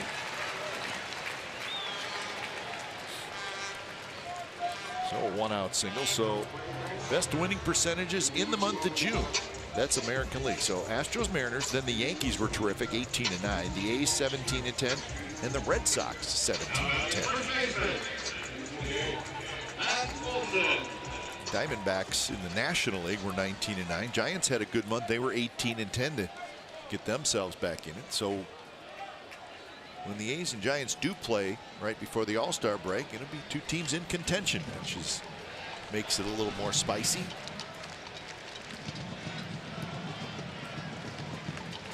Olsen takes a strike in the outside corner. Nice thing about those 6 games, 3 here, 3 across the bay, that you could close your eyes and just listen, not know where you really are. It is kind of fun. It is great. And I've said over and over, it's better when both teams are good. Absolutely. Oh, yeah, it Because definitely makes a big there difference. is a little jump in the building. We think about what it means for the game of baseball when the Yankees are playing well and the Red Sox are playing well in that interdivision rivalry. Yep. Same thing here. Obviously not in the same division, but close proximity, both fan bases, very exciting, very supportive of their clubs. And if both teams are playing well, it's appointment viewing. Yep. 0-2 to Olsen. Pitch is high. By the way, would I shock you guys if I said the Yankees and Red Sox were playing on Sunday Night Baseball? No. No. Imagine that. You could say that every Sunday. Well, they played Friday night on network. They played tonight. Network yesterday too. Thank you, Delaire. No surprise.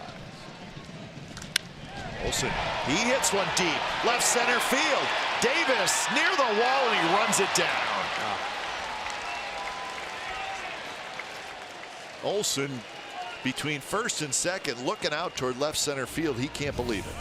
Well, hitters will tell you how well they hit the ball. You can hear the sound off the bat. But Rajay, look, he just kind of got glided along the side of the wall. Really like Mark Canna did in the last homestand when he came out of nowhere and made a play from left field. Rajay knows how to play center, tracked it perfectly. He used his glove, shaded his eyes, braced himself for the wall, and robbed Olsen of extra bases and probably a home run. And I don't know if that look, if I hit it well enough to get out, or it should have at least been off the wall. Well, it sounded good. It did, as we like to say. But we have sat up here long enough, Ray. You do know the sound. Exactly. Dallas, you know the sound, right? Yeah, well, I was actually, guys, I was going to say it sounded good, but you could tell just from where I was sitting, you could kind of tell he wasn't able to get fully extended on that ball. And if he was, I think he's still making left turns around the base path. Slider down and away to Pinder. The A's hopeful that Pinder's pass against Clevenger can come to light today. Hit a ball hard his last at bat. Probably still thinking about that with a runner at second with a double. That was Olsen. Could not advance him, and Olsen didn't score. A's could have taken the lead at that point. Popped up. It's going to be Alonso, the first baseman, who waits, and he's got it. So Clevenger and the Indians through 6 innings, leading the A's 3-1.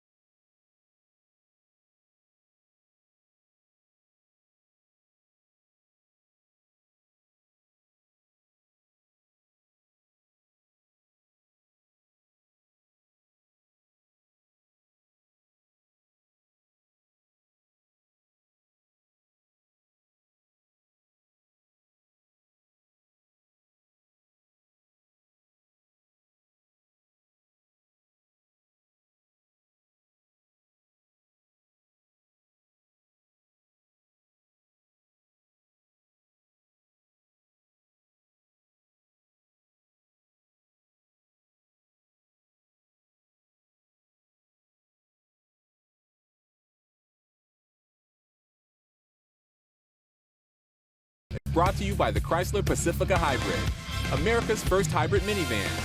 Test drive one today.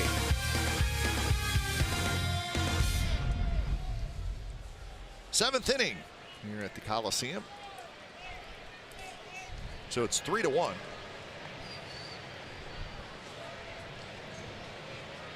be the top of this Indians order. Grounds crew just getting off the field, so that's what the holdup is.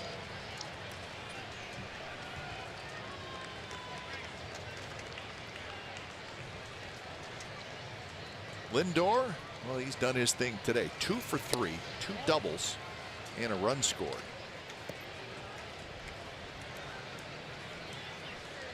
And he's had a good series. He's 5 for 11 with 3 doubles and a home run. He's kind of turned himself into an honorary member of the grounds crew. He has been raking. You've been waiting to use that one. He put it on a tee.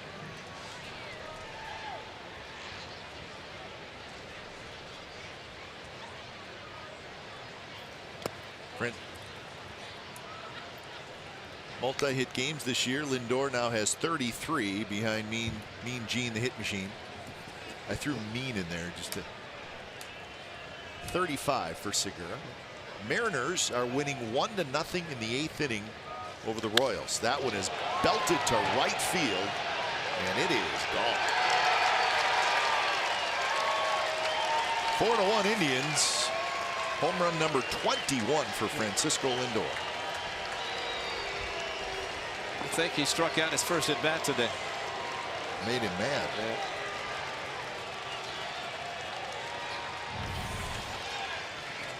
Well, he takes advantage. We know about the pop. We talked about the pop at the top of this lineup, but Frankie Lindor from both sides. You said it, boss. Swung and missed earlier in the first AB. Put that to rest. Frankie Lindor with the big blow. Yeah, if he had run hard in the double he hit in the 3rd inning, he'd need a single for a cycle. Or, yeah, a single because he had the double. Actually, 3 extra base hits today, but that one actually ran harder to first base, and that was a no-doubter. Here's Brantley. And the first pitch is in for a strike. Pretty special hitter because this ball left his bat, and it wasn't just over the fence, the out-of-town scoreboard. It was several rows deep in right field. That just shows you how strong Lindor is. That ball's down. That one's hit well to right center. Canna near the wall, and Canna just enough room at the base of the wall makes the catch. I don't know about that one either.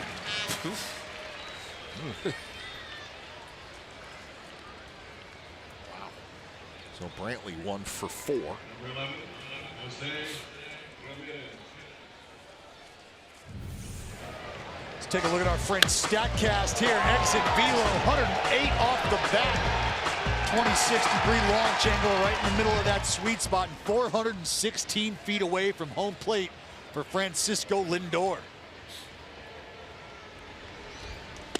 Ramirez swings and misses off speed pitch from Yusmeiro Petit. The Rays beat the Astros again today, 3-2 in St. Petersburg. And the Rays took 3 out of 4 in that series. Yes. Joyce backs up, turns around in a step, and he's got it.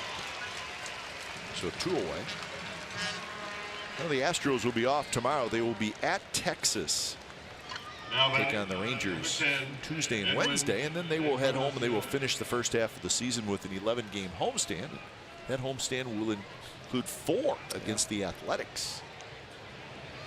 So that'll be a fun series. And they have to be wondering, what do we have to do in the month of June? Cannot we put some space between us and the Mariners? And to your point about the Mariners playing as well as the Astros did, and the American League West, that is what has happened because the Astros, really because of the Mariners playing so well, and Astros taking a little bit. Angels lost. Orioles 8, Angels 2. Struggles continue for the Angels. They are off tomorrow as well, and they will be at the Seattle Mariners Tuesday, Wednesday, Thursday. Angels kind of limping along. They're 6-14 in their last 20 games. You know what, Ray? We should give the Rays some credit. The Tampa Bay Rays are 42-41. That's amazing. So they could make the argument, you know what? We're hanging around in this wild card thing. And they may just continue to start the relievers. That's true. Well, I think we all sort of identified the Rays as a team who, if you were in a sweet spot to be able to try to deploy that theory and that approach to the game, they were the team, they were the squad. And they haven't necessarily fallen on their face. Nope, not at all. Another towering drive to center.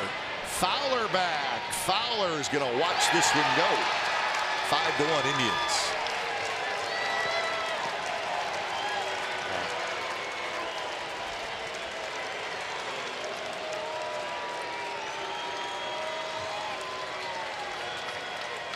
So home run number 20 for Edwin Encarnacion.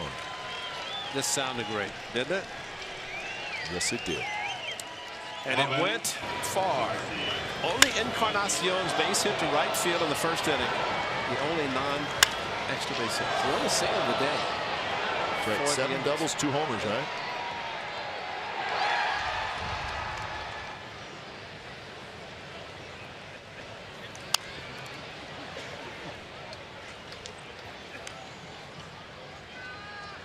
How about that?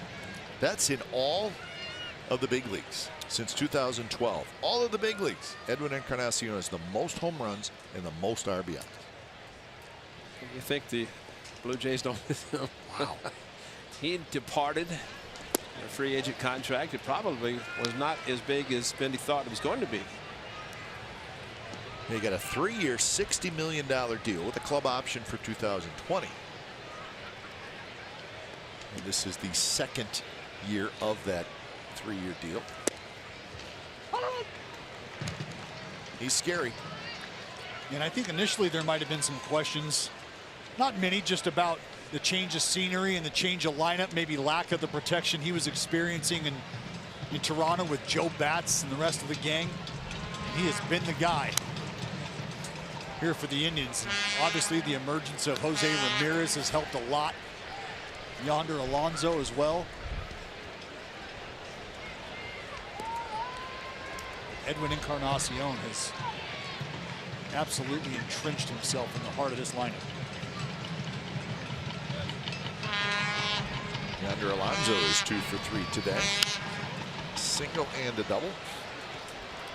The Indians have a $136 million payroll this year. That's 16th out of 30 teams. So right about in the middle.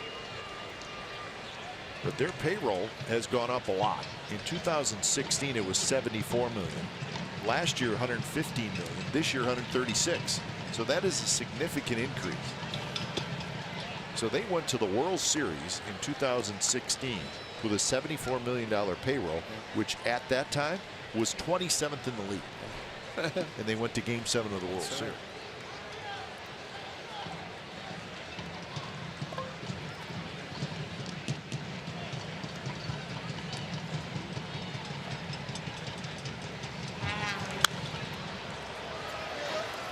Lucroy coming over, but it looks like it's going to be into the seats.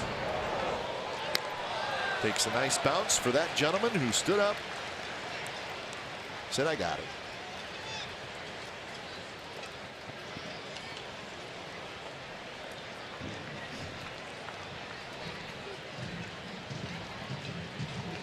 Hatcher getting close to being ready.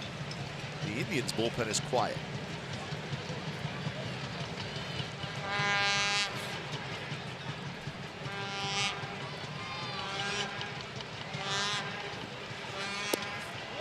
Just a bit outside, and it's 3-2.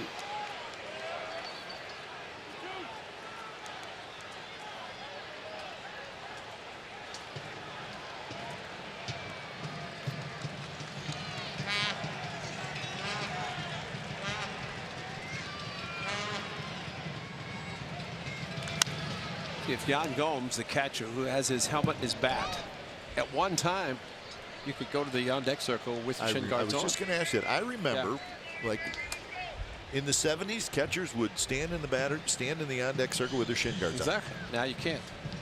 You got to be ready to go up and hit. So as soon as if this batter gets on, the shin guards will come off before he goes to the on-deck. You're right. And a changeup, and he got him swinging. 2 home runs for the Indians. Lindor and Encarnacion. It's now 5-1.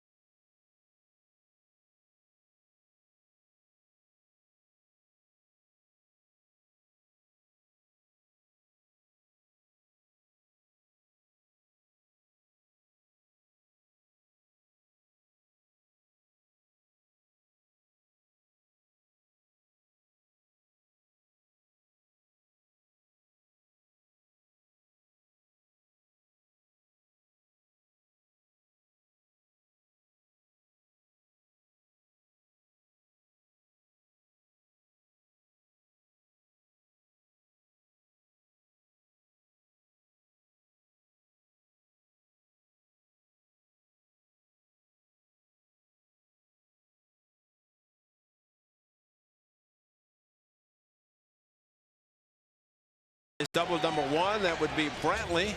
And double number 2. It should have been a triple. That was a double by Lindor. They just keep rolling. Chisenhall. This ball down the corner. That was another double by Lindor. That was Ramirez. And they just kept going. But I will say, I'm staying corrected. They did have 2 singles today because not only did Encarnacion in the first inning, Alonso followed right after him with another single. Otherwise, it has been a doubles day. Season high. That man with a couple, and Lindor including a home run. But last inning, the top of this inning with the 2 home runs, I mean, it's kind of stand out because now instead of a 2-run lead, it's 4-run lead. First pitch, a swing and a miss by Joyce. Joyce, Simeon, and Lucroy here in the 7th inning. It's Mike Clevenger, who's looking for his 7th win of the year. He's got him for back-to-back doubles by Davis and Olsen in the 4th. And that actually tied the game, but he could not get a shutdown inning as the Indians scored 1 in the 5th, 1 in the 6th, and then 2 here in the 7th. Just as important that the double by Davis driven in by the double by Olsen, but Olsen did not get to 3rd. And that's he did, but unfortunately it's too late. Got there after 1 out already. There's a base hit left field. Nobody over there. Fan Summer is moving too fast. No better way to slow it down than A's baseball and fireworks aboard the house of July 4th with the A's. Tuesday is free July 3rd fireworks after our 6:05 game against the Padres. Is brought to you by Chevrolet. Here's what you have to do. Just write down athletics.com/boom. That's right, boom, in honor of the Bay's best fireworks, and they are outstanding. Cannot wait for Tuesday night to watch the patriotic fireworks, and then the 4th of July day game on Wednesday. Series at homestand finale. Yeah. Tuesday night's going to be fun. Come on out. Yeah. Should be a nice crowd. Fireworks.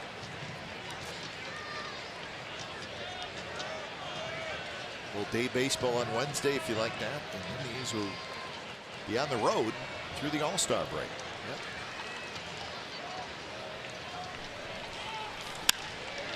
Driven. Right field. Diving. And Chisenhall plays it on a hop. So back-to-back hits here in the 7th. Well, the good news about the back-to-back hits, they're back-to-back going opposite field. Bossman, you can start taking guys to the opposite field here, even if it's fighting off that fastball like Simeon does here. Fastball inside part of the plate instead of trying to open up and do a little more than he might need to at the moment. Stays inside, keep the approach very simple. You pass the baton here late in the game. Base runners mean everything. And if the A's can continue to tack them on, they're in business. Shutdown inning for Clevenger. He's right around the league average.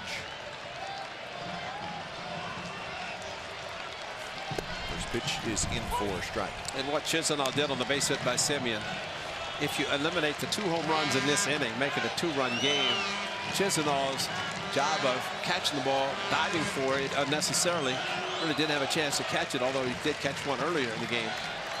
But that could have been all the way to the wall, but instead it is a base hit, keeps the inning going for the Athletics. A little bit outside. A 1-1 the count.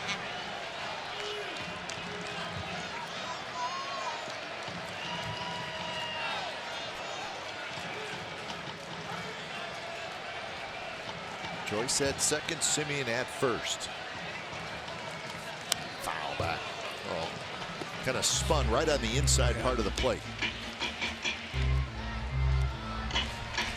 So 103 pitches for Clevenger. Looking at his pitch totals this year, Ray, he's over 100 pitches just about every start. So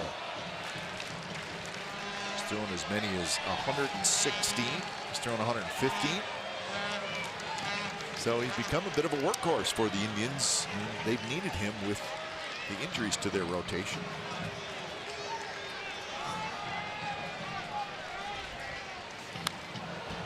That one running in on Lucroy. May have been leaning out a little bit and ran in, but he fouled it back. Early in the game, he was brushed back by a fastball on a 0-2 count. This one again inside that he fought it off.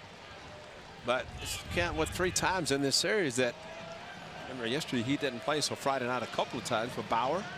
Got him with a fastball up and in.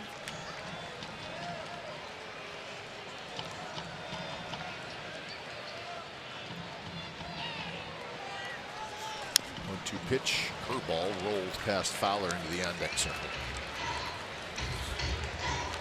The Mariners won 1-0 over the Kansas City Royals. Just a couple of hits for the Royals.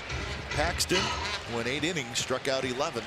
So it's a half game now. It is a half-game lead for the Houston Astros. How about that? And the Mariners now 54-31 on the year. Steven Piscotty with his bat in his hand, going over the scouting report on the lefty. Should Fowler come up, and the lefty comes in. Line drive, base hit right field. Here comes Joyce. They're waving him home. And Chisenhall bobbles it in right field. Joyce scores. Simeon to third. And now it's 5-2. Still nobody out. What a great approach again, opposite field.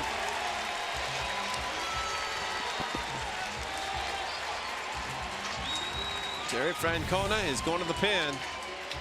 With this pitch, Jonathan Lucroy said, I hate to strike out. Well, he got to 2-strike count, but a breaking ball served up by Clevenger over the head of the right fielder, and then Chisenhall bobbled on the ball. He had no chance. He wasn't going to throw out Joyce anyway, but all it did is allow Simeon to go to third. Matt Williams pumping the right arm, and scoring easily was Joyce. But Simeon able to get to third because of the bobble. So the A's got some action. So when it's time for change, think Speedy Oil Change and Auto Service, your trusted oil change, tune-up and brake experts.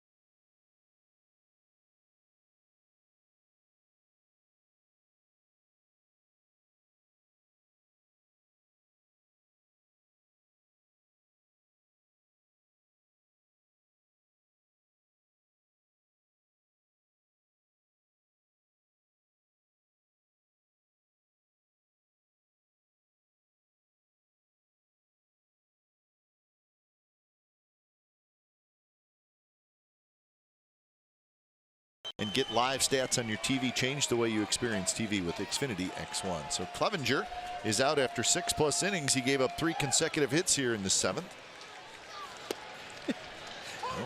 Was Exmo brought to you by? Right, perfect. That was great.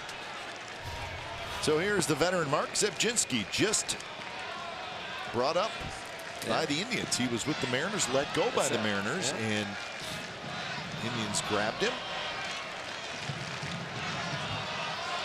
The Indians with Oliver Perez, the other lefty, and Andrew Miller on the disabled list. So 8 hits, 2 walks, 5 strikeouts for Clevenger.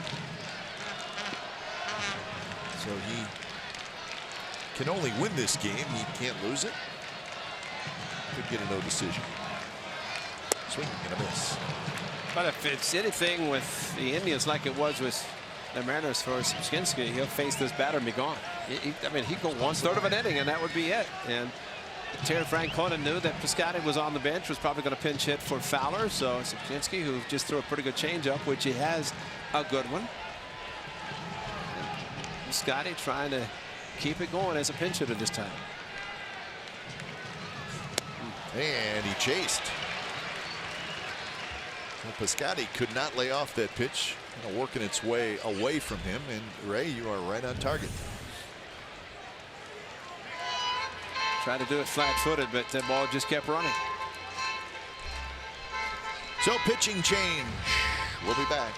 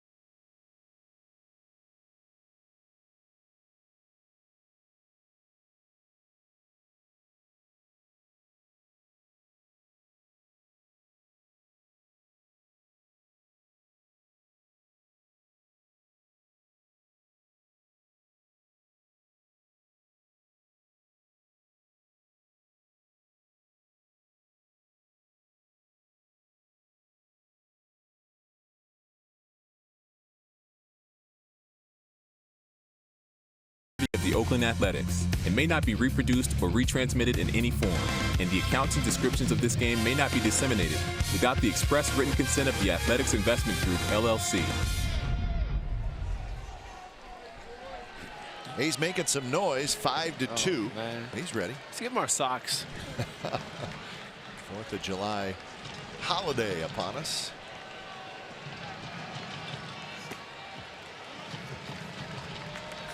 So 1-0 to Mark Canha. The new pitcher is Neil Ramirez, and he's done a good job for the Indians.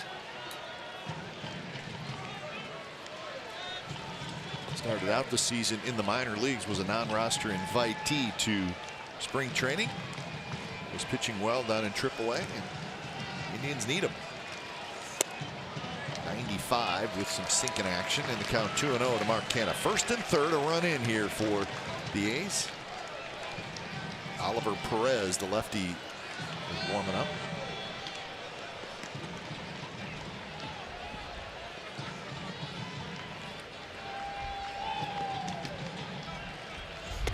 We say it all the time. Sometimes the save of the game is in the 7th inning. Well, this is what Mark Canha did yesterday. The A's were tied, and they came up with a huge hit as this ball off the wall, and it did catapult up, allowing. This is unfortunate what happened after, but it did put the A's ahead. The A's went on to win. He's a little upset, but that was a big hit by Mark Canha, trying to do it again today. And it takes 3-0 first strike.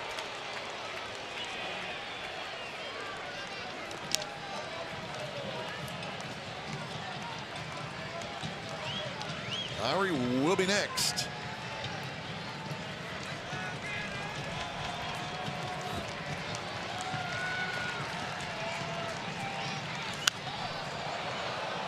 So now full count.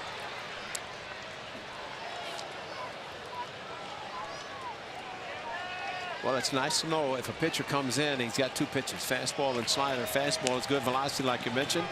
He challenged him on the 3-1. But he challenged him again and would look for a run.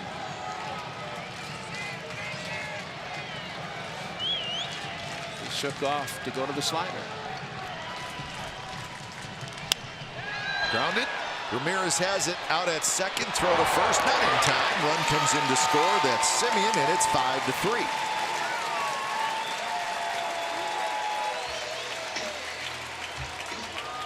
So give Canna an RBI on the fielder's choice.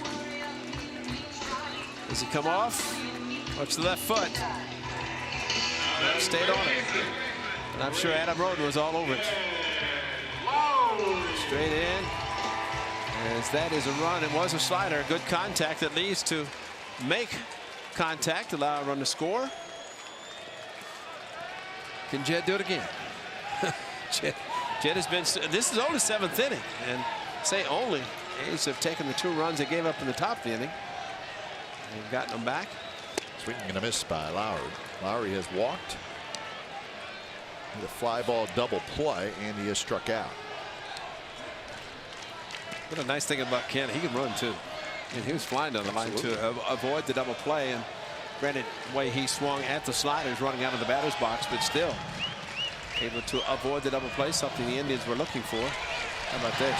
Fires to second, and Canna is out. Oh, no. Whoa. I don't know about that one. Gomes has a strong arm, but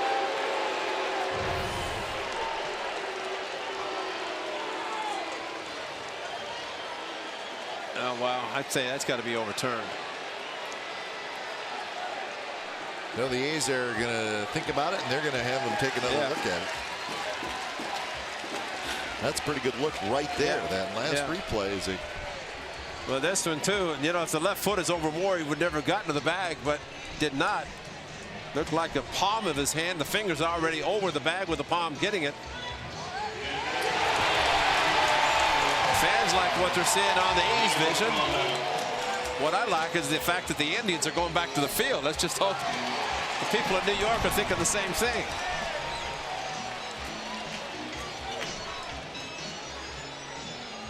Lance Barrett, the second base umpire. See the left foot?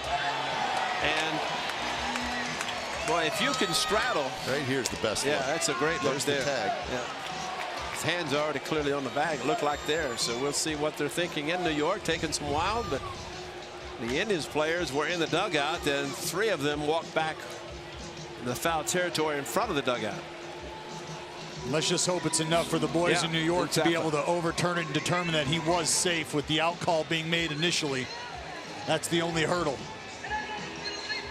That's exactly right, and we're talking about definitive, and it's called out, and it looked like the fingers, the palm got to the bag first.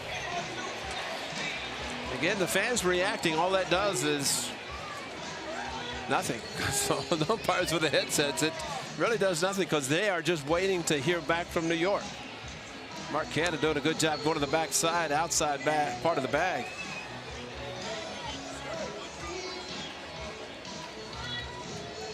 That's your best look. That's it.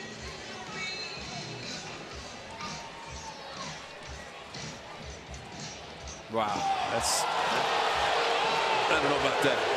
So Canna, the out stands. The A's get 2, and we're headed to the 8th. It's now 5-3.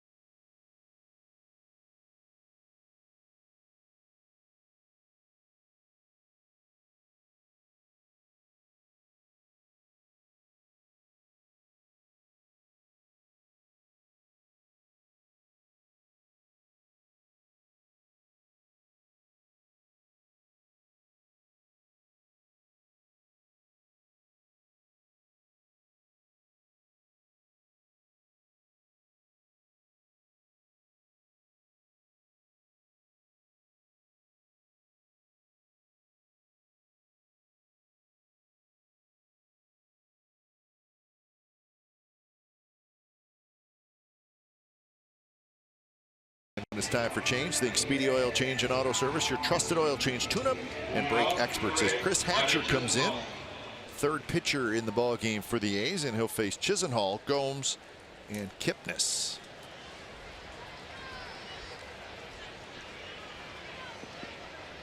So Hatcher making his 24th appearance. He's 3-2, 3.58 ERA. And the first pitch is lined to right for a base hit. Chisenhall has a single and a double. Piscotty stays in the game. He's in right. Canna slides over to center. Fowler is out. The 7th, Jan Gomes. Here's Jan Gomes. Another single, but the A's are trying to get a shutdown. They did not want the Indians at least to try to add on, something they have done in this game, which has been costly for the A's at this point. Good pitch there by Hatcher right on the outside corner. Well, this is where the back end of the bullpen has really made their money during this nice little stretch the team has been on. If you can hold guys at this point, give the offense a couple more opportunities to come up and scratch a few across.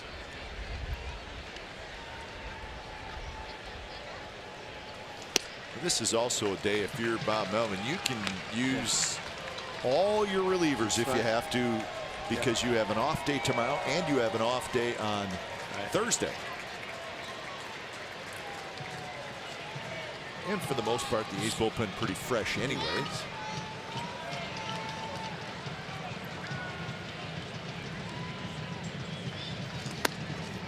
Gomes holds up. Well, how hot are the A's? They've won 12 out of their last 14. Over that stretch, which started on the 16th of June, 25 home runs. The bullpen's been terrific. And that has not gone unnoticed. That's hot. Well, someone this morning on a radio show as I was driving in talked about one thing, and that last graphic showed exactly what they're talking about. Said the A's are catching the ball. Well, when you say that about a team that's really had a lot of errors over the last few years, the team is catching the ball, and that's good, because you don't give the extra outs, extra runs. Not only the defense, Foss, but the bullpen performance as well. What you start to see is a team rattle off this kind of a run here. That means they're clicking on all cylinders. You're getting the performance from the starting staff. When they hand it over to the bullpen, those guys are getting it done. Timely hits, hitting with runners in scoring position. All of these things lead to the total team effort.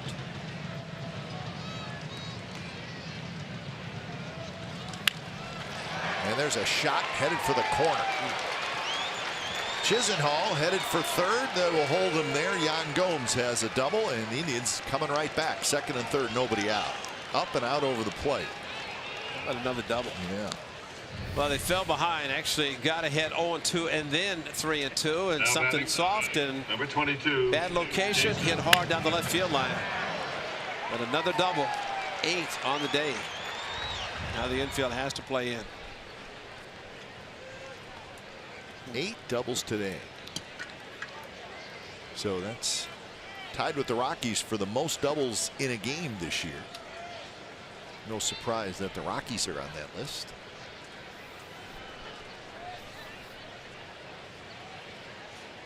So here's Kipnis. Infield in. Kipnis, check swing, rolls it foul.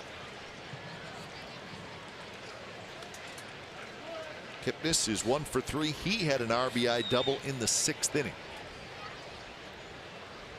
These Indians will. Oh, we need that glove right now. Need all plays to be made. The old big glove.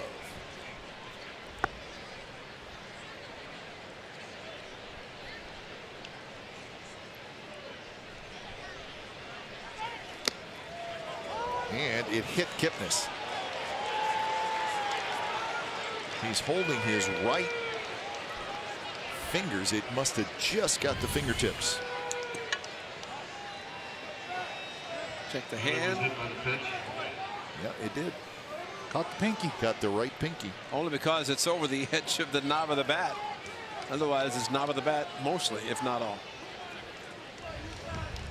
So now the bases are loaded. I like that fan's attitude. He said, who wants a triple play? You got it. Well, we need it. That would be great. Let's see. 1, 2, 5, 4.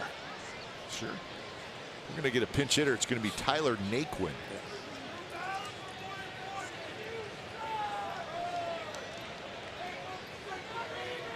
Sounds like we got a group right below us, Ray, that maybe tailgated a little bit early today. What do you think? Or still are. May have been here a little bit early. Yeah, they checked out the. What's the earliest we can get in? Perfect. We'll be there. Sounds like they had the adult Yeah. root beer floats. They're voicing their opinion. First pitch to Naquin, just a touch high. Single double hit batter, and the Indians have the bases loaded. On deck is Lindor.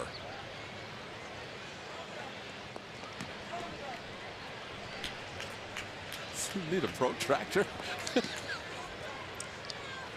Fouled straight back.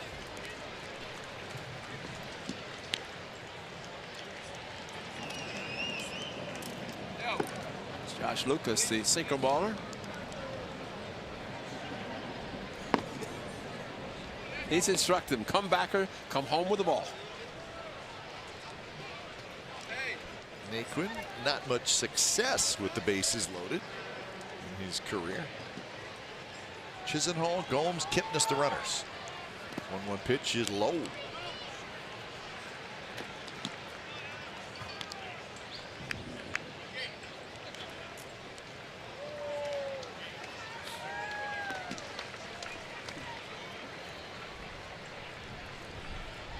Tough spot for Hatch here.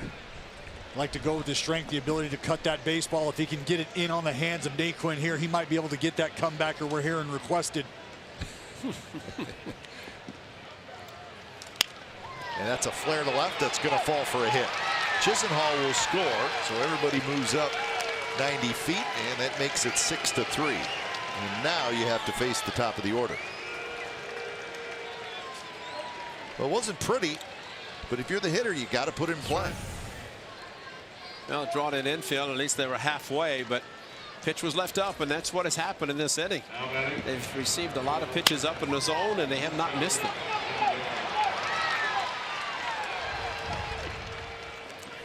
Not a good line for Chris Hatcher. So Lucas coming in. He'll face Lindor with the bases loaded and nobody out.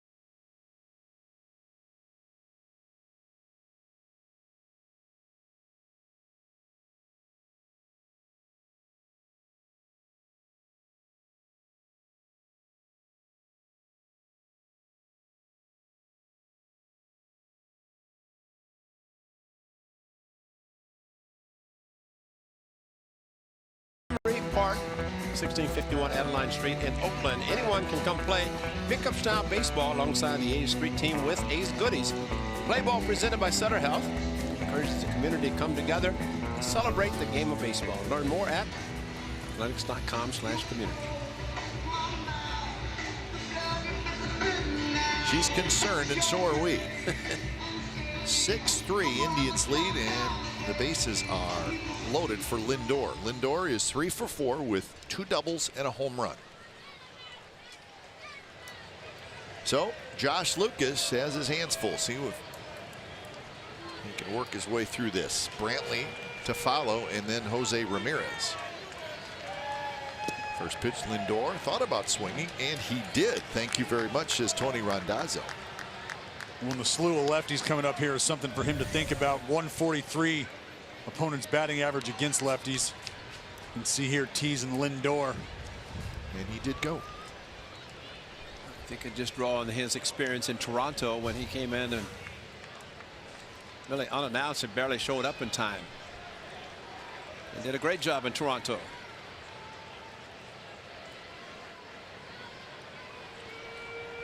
That one is in the dirt, and that time Lindor laid off.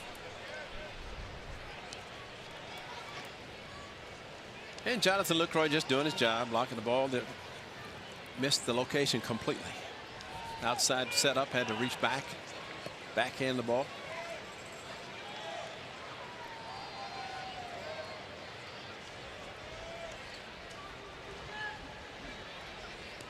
In the dirt again. And again blocked by Jonathan Lucroy. And I know we talk a lot about it, the ability to be able to bury pitches here, but you've got a young guy in Lucas on the mound right now. Very necessary to have that veteran back there, and Jonathan Lucroy not only to steer you through these murky waters here, tough spot, bases loaded, nobody out type of jam, but give you the confidence to expand if he can get ahead here. And Lindor checks his swing, and now it's 3-1. So the one strike, Lindor, was a swinging strike, but location wise it was out of the strike zone.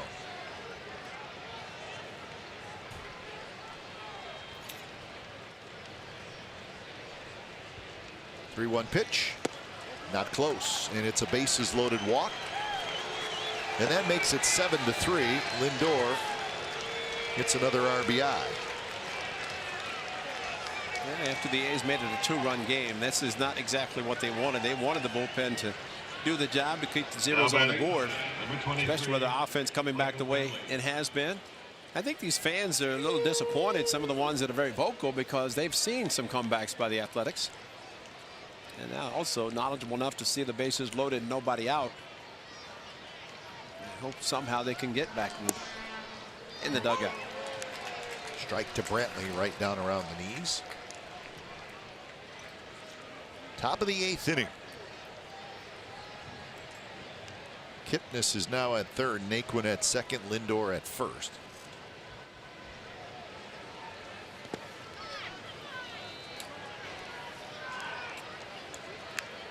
Indians will head to Kansas City after the game. They will have a 3-game series against the Royals Monday, Tuesday, Wednesday. Then they will be off Thursday at home. And of course, the A's will be in Cleveland next weekend. 3-game set.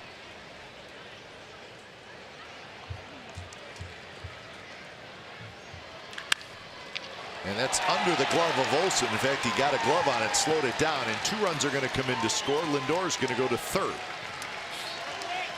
So Matt Olsen on the backhand. He slowed it down a little bit, but Kipnis and Naquin come in to score. So a 2-run single for Brantley. And now they start getting all singles after doubles. It's a double second batter in this inning. But Olsen, you have to wonder with them going to his right if he's going to swing back and throw to the plate. But maybe thinking about that as he put the foot down, got under his glove. Jose Ramirez. Did his glove, nothing there.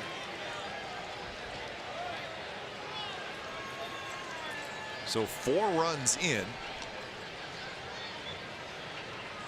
And still nobody out. Here's Ramirez. Ramirez rolls one into right field, and that's a base hit. Lindor will score. Brantley will round second and go to third, and it's 10-3.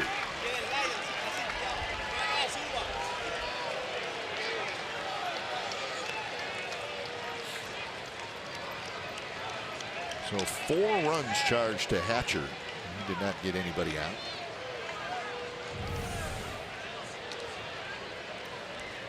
These guys at the top of the lineup, whether it's Lindor, Ramirez, a lot of plate coverage, a lot of zone coverage.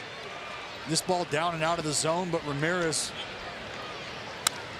able to get to it. It's amazing how these things can escalate. Now batting, number 10, Edwin. So here's Encarnacion, who's the 8th man to hit in this inning. How do you think 4 runs with no outs affects your ERA? Probably negatively.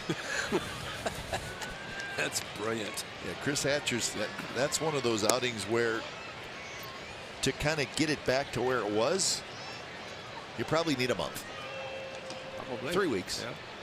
Remember, you're a reliever, so. And that's called lights out pitching for that to happen.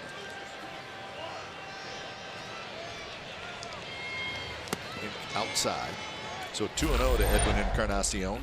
Well, this is a big home run. Encarnacion, his home run. This ball hit hard, but several have been hit hard today. Over the NBC Sports California side and left center.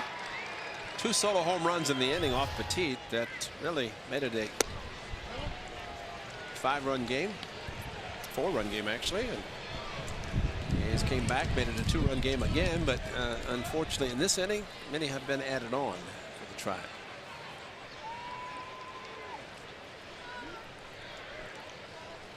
.30 pitches in first strike, 92 miles an hour from Lucas. Montas went 5 2/3. Petit an inning in the 3rd, and the Hatcher didn't get anybody out. Lucas hasn't got anybody out yet either. And there's the walk. So the bases are loaded.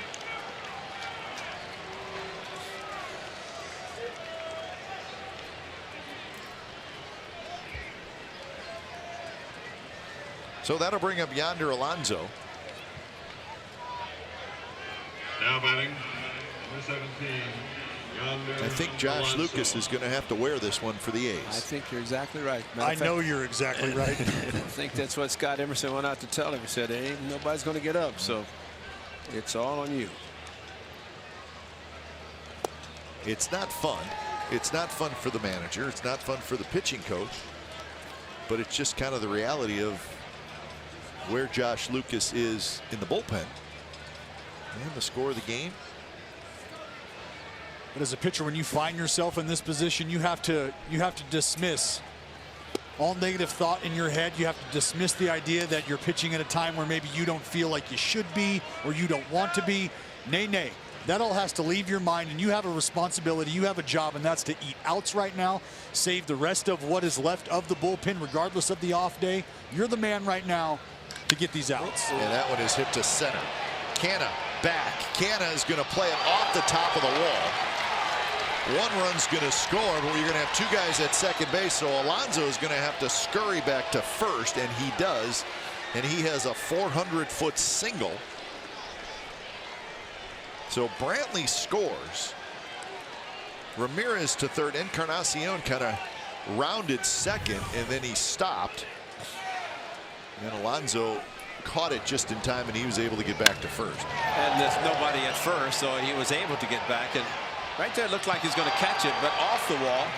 And maybe that's what it confused, as Alonso went almost to second base, figured I got an easy double, then saw Encarnacion there, had to hustle back, nobody, and then looks and said, what's going on? But it wasn't as if it was a sure extra base hit in the gap, which makes it a little difference. Santiago Garcia is going to get loose.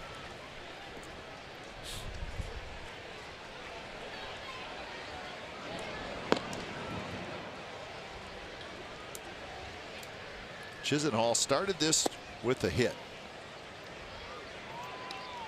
Still not an out. That's right. The Cleveland Indians have batted around without recording an out.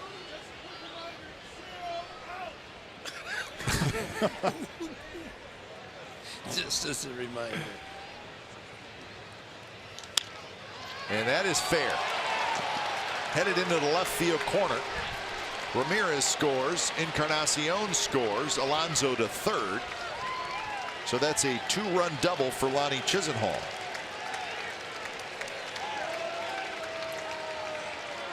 Man, what an inning. Nothing good. No. And another little caveat to this inning, folks. If Yonder Alonso does happen to make his way across home plate, that means everybody in the lineup has scored this inning. Exactly right. Huh. That's a good call. Yeah. And you know what? That's hard to do. Well, if he doesn't, there's something wrong with the Indians because there's nobody out second and third, and the infield's playing back. And then you're right. That is how we may have seen something that's unusual in this series. We saw a pitcher come in and take 8 warm-up tosses and leave after intentionally walking the batter without throwing a pitch. And now a game in which the A's are trying to make it a game. And another double. Yeah, another double. So most doubles in a game this season by any team in the big leagues. Wow. So Yan Gomes, who doubled and scored earlier, bounces it foul. 1-2 the count. I'm counting hits. 1, 2, 3, 4, 5, 6. So 7 hits. 2 walks, a hit batter, and the 8 runs.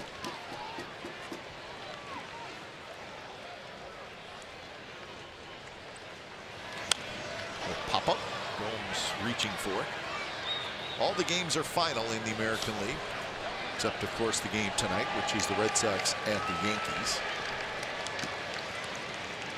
Well, this is not final. Except our game here in Oakland. Every game is final in the American League.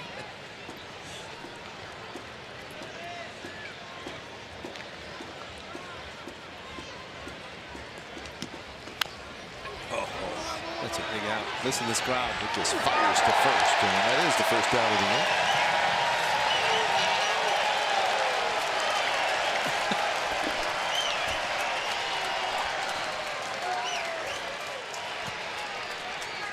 So 1 away, runners at second and third, and here's Kipnis.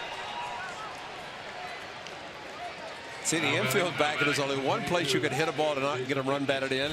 It was to the pitcher. You know, that's bad hitting.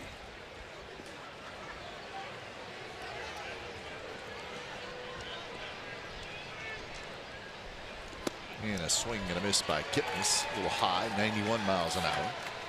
Alonso at third, Chisenhall at second.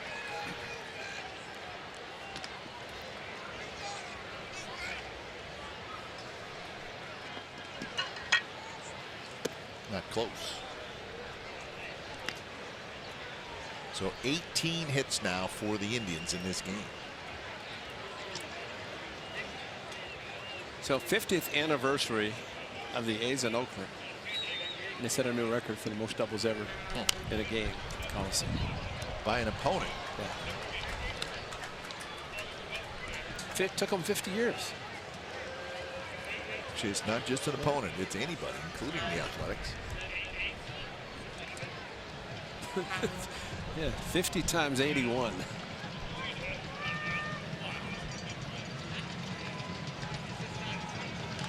This rolls it fouls.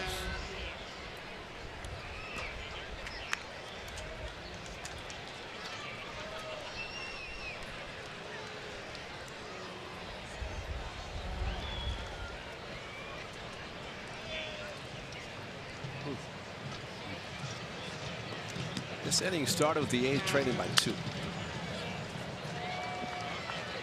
Inning will be over trailing by at least 10. Trying to remember what happened in this inning. It's that big league inning that'll creep up on you, and it's a couple knocks in a row, a hit batter, some more knocks, some walks. Kipnis swings at a pitch that was way in the dirt. So that's a strikeout. So 2 outs. And now here's Naquin. Well, there's the strikeout on a breaking ball in the dirt. First base unoccupied, only 1 out. Allows Kipnis to be able to take off to first base once he saw the ball was in the dirt. Fortunately, good block by Lucroy. He's gotten his work in this half inning of doing exactly that. So Second and third, nobody out. Second and third and 2 out. So maybe, just maybe, if Lucas can get this out. First pitch is outside. 13th man to bat in the inning for the Indians.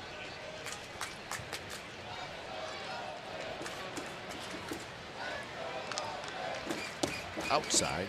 Naquin actually was a pinch hitter earlier in this inning. His soft base hit to left field kind of started it because it allowed the Indians to turn over the lineup to go back to top. Gonna be a tough play. Simeon tracks it down in fair territory, and that will do it. So a big inning for the Indians. They score 8 times and lead it 13-3.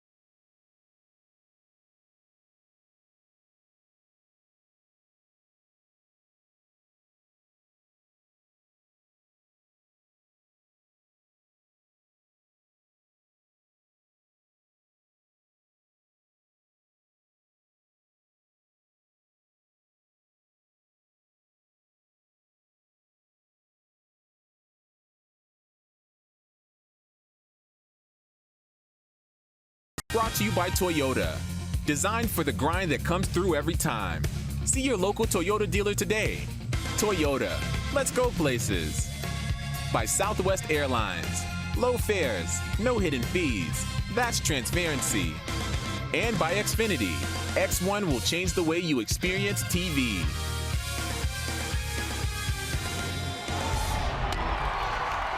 Here's our game summary brought to you by your local Toyota dealers. Get them, Kite. Yep. 8-run, 8th inning for the Indians. It completely blew the game open. 13 runs, 18 hits, and no errors for the Indians. 3-0 for the A's. Clevenger, pretty good.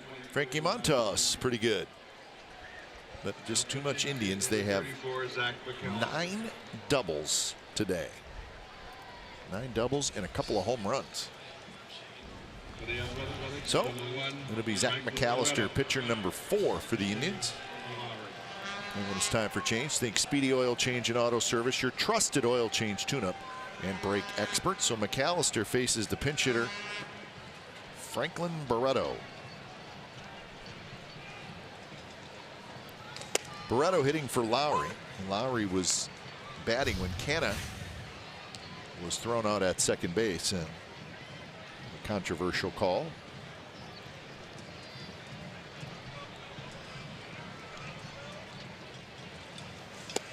Swing and a miss by Barreto.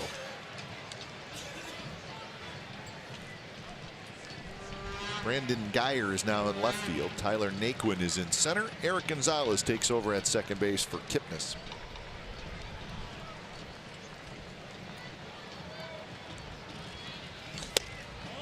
Just a little outside. Close pitch.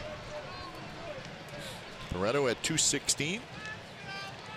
3 home runs and 10 RBIs. And 11 hits and 51 at bats. 3 doubles.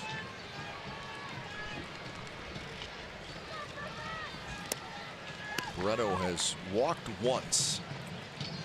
He has 23 strikeouts and 51 at bats.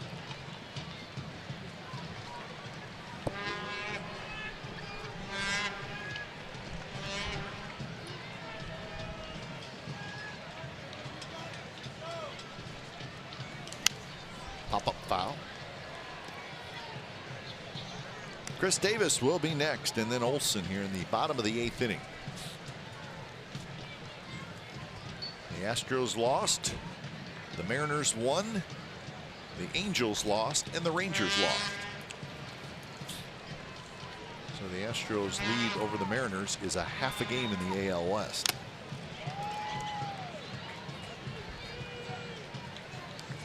And that is amazing that they've done all that without Robinson Cano. They have played unbelievable without Robinson Cano.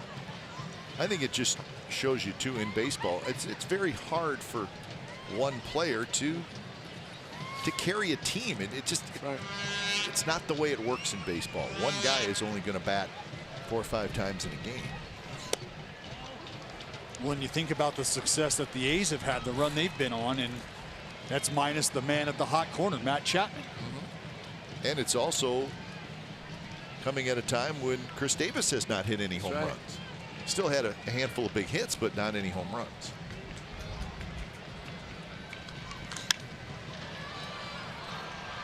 Behind first, Gonzalez, the second baseman, makes the catch.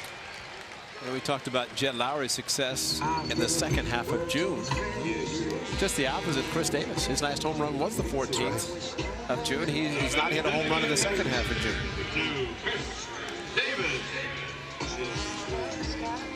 A couple hits today for Chris Davis. A double and a single.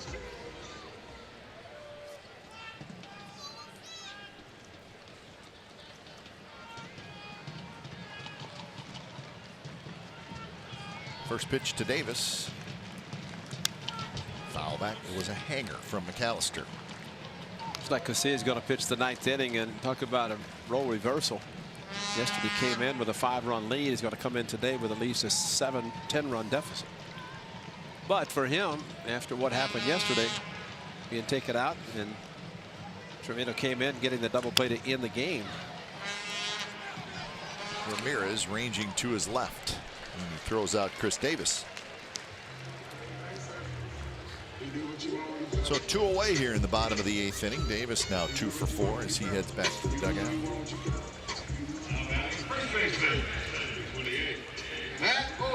And Matt Olson will hit for the 4th time. A walk, an RBI double, and a deep drive to left center field that Rajay Davis made a very nice running play on.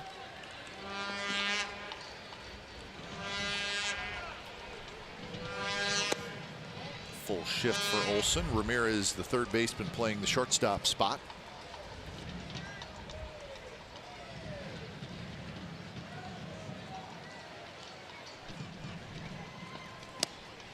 Breaking ball that stays inside, and now it's 2-0.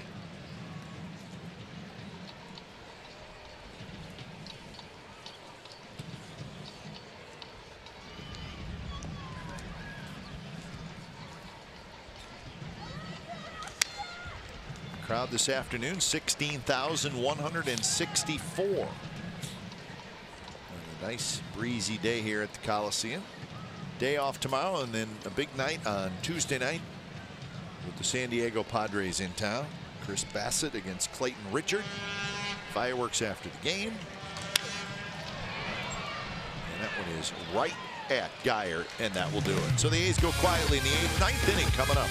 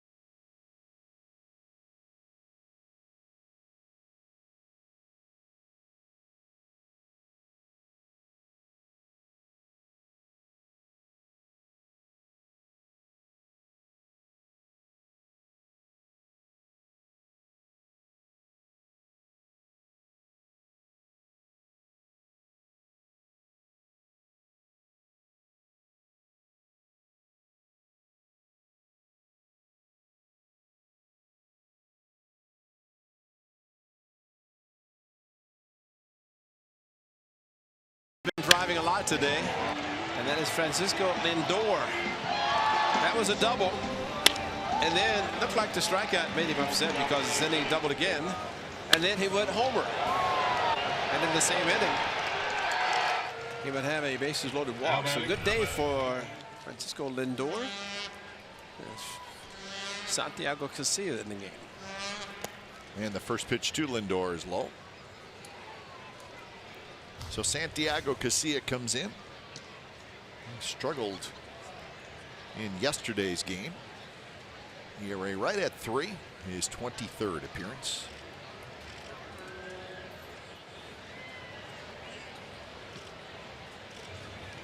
Curve stays outside. So 2-0.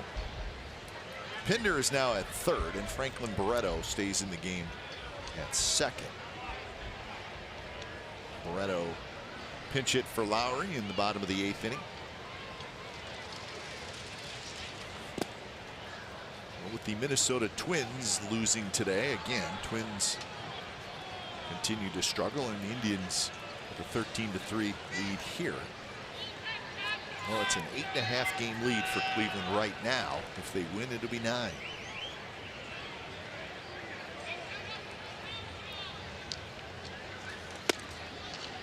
Indians with back-to-back division titles. Most home runs by switch hitters since 2017. Don't you see that? Lindor, Ramirez, former band member Carlos Santana as well. Yep.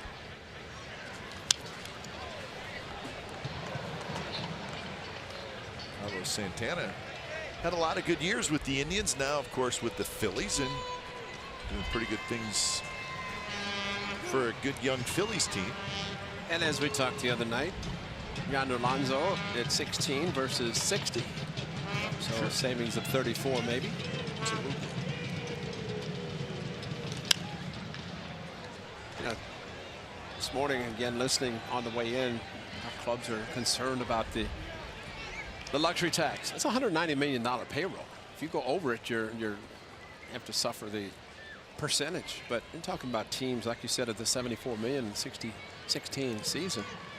Team goes to World Series, loses Game 7. So it's, say, 74 million for the Tribe in 2016. And a lot of clubs talking in the offseason about wanting to get under the luxury tax. So Lindor, and he's going to reach base again. It's the 5th time he's been on base today. I think the key in facing Lindor is don't strike him out his first at bat. Yeah, he struck out swinging. Not happy. So 3 hits and 2 walks after the strikeout. He's always been a guy who's just not going to give away an AB. It doesn't matter if they're up by 10 or not. Very disciplined. That's what makes him great.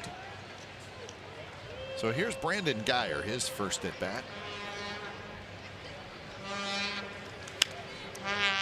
Pop up. Coming down the line is Olsen, and Lucroy, and Olsen juggled it, dropped it.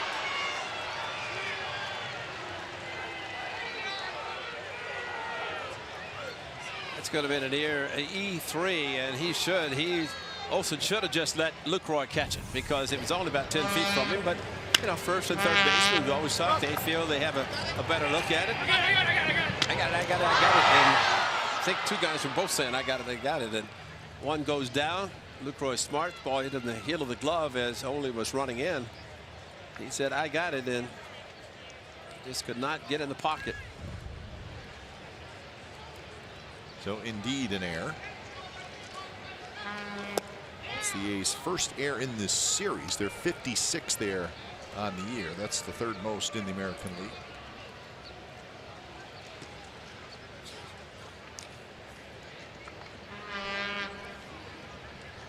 Jose Ramirez waits in the on-deck circle.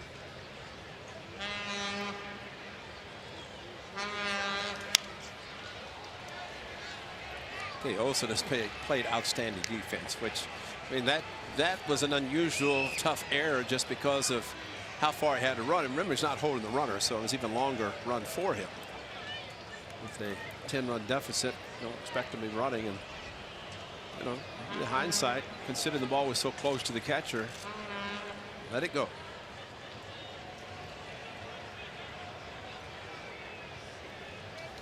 2-pitch, strike 3 call right on the outside corner. John Lipka's been waiting for that all day.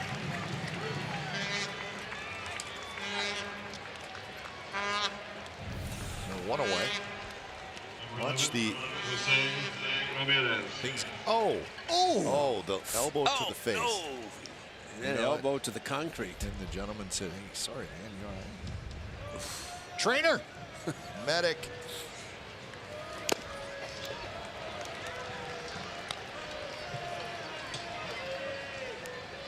See, that's the thing, and the ballpark's starting to thin out a little bit. So now, when you have nights where there's a small crowd, a little more time to. This poor guy's getting no sympathy. That picture will be on Instagram immediately. Deep to right field, and it is off the wall by Ramirez. Lindor headed for third. He'll stop there, and guess what? It's another double. But that's a doubles machine that just hit the double. That's the second of the day. Casilla with a pitch that just, too much in the middle of the plate. That's what's happened today. 10th double. 10th double. Ramirez running to second base. Last year it seemed like every single he hit turned into a double. Yeah, he had 56 doubles last year, Ray. The year before that he had 46. Now he's got 22 this year.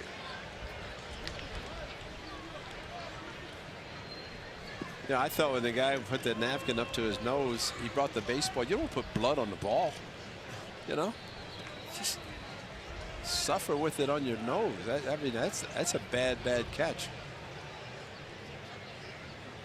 But you're right, Kev. It's going to be someplace of social media. You know what? See, a little blood on the ball. Oh, it's got the blood. Maybe he did it intentionally. Hey, look what I did. My word. Yeah, it just didn't look like he was going to get any sympathy from his buddies. Lucroy reaches back. Jonathan Lucroy may look for the cold tub after the game. Definitely going to look for an off day. And the way Fegley has caught Bassett in his starts, and of course they were teammates, and he's caught him. And see if Luke gets 2 days, including a day game on Wednesday following the night game Tuesday, so they'll mix and match anyway. 1-0 the count to Roberto Perez, the catcher. He's hitting for Encarnacion. Joyce coming in. Joyce has it. Lindor will not try. If it's a tie game, he's probably trying. That's right. Ball off the end of his bat. So Perez is retired, his first at bat. There is a manager right there. You think, well, that's the DH, but Perez also is a backup catcher, or at least another catcher, and the last position player. So at least, I mean, you don't expect as a manager to see your club blow a 10-run lead in the 9th inning, but things do happen, and it's like Terry Francona just made sure by putting Perez in the DH spot that you could always lose the DH if necessary. What a story this will be if he can hold him right here and not allow these 2 runs to score.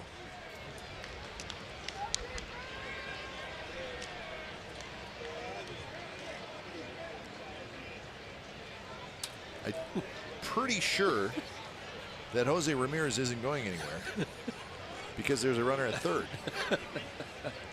Dallas, any chance of that happening? No, I haven't seen it done. I mean, I've seen some aggressive takes. That would be pretty aggressive.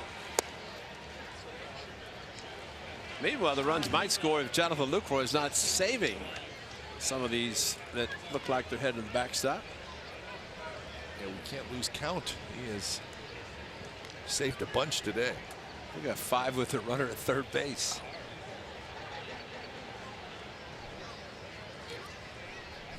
Josh Fegley's his biggest cheerleader. Boy, Luke.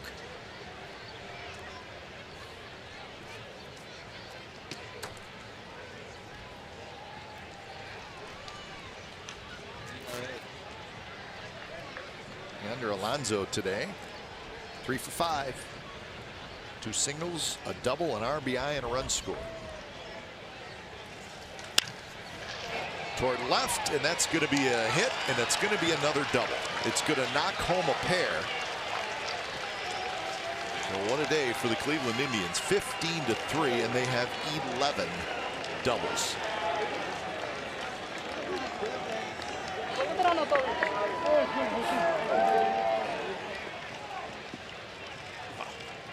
So most doubles in a game for the Indians since 1996. Number 8, Lonnie Chisenhall.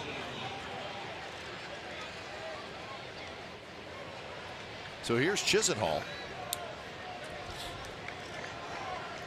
Does Clevenger get credit for all these runs? Sure. 15 runs. Foul back by Chisenhall. So 15 runs on 20 hits for the Indians. First 6 innings, the Indians had 3 runs. They had 9 hits. First 6 innings. We talked about how good of a job it was by Montas to scatter all those extra base hits and really not have his line ultimately look like this.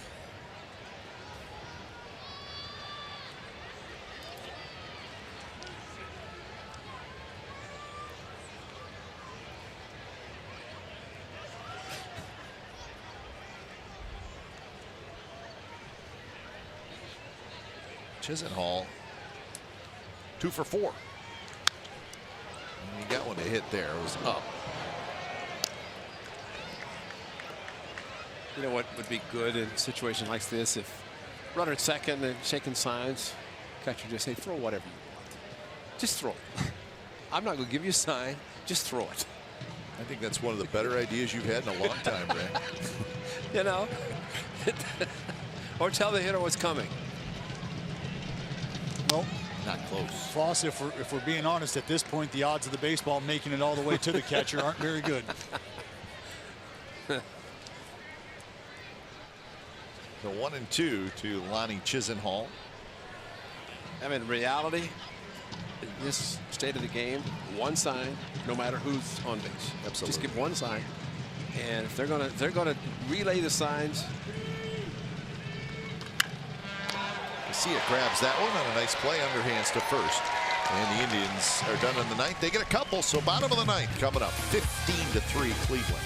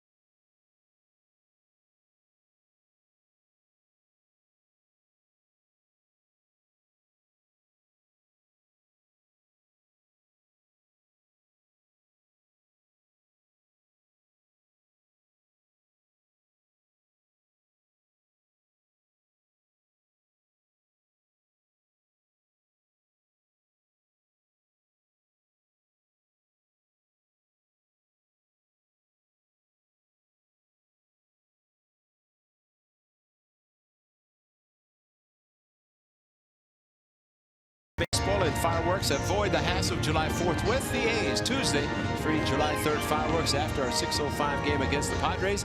Brought to you by Chevrolet. Here's what you really have to do. Write this down, athletics.com/boom. That's right, boom, in honor of the Bay's best fireworks. And they will be occurring on Tuesday here at the Coliseum. Expect a good crowd. Should be a great crowd, and let's hope that is the case as he's trying to have a 12-run ninth inning. Pinder goes after the first pitch from Josh Tomlin. So Tomlin is pitcher number 5 for the Indians. Tomlin pitched yesterday and got knocked around a little bit. Second pitch thrown by Tomlin is lofted toward left center. Naquin grabs it, so Pinder is retired, and Pinder 0 for 4 today. Well, the Indians, through the first 2 games of the series, had a total of 9 hits. Today they have 20. Well, it's a perfect time if they're going to do it, the last game of the series. Also remember the A's will be in Cleveland next weekend. 6 games against the Tribe. That's it. I kept thinking about the uniforms of the Cleveland Indians. We're seeing the Chief Wahoo on the cap and Indians on the front, Chief Wahoo on the left. They come back next year. May not see that. Because all of that is going away.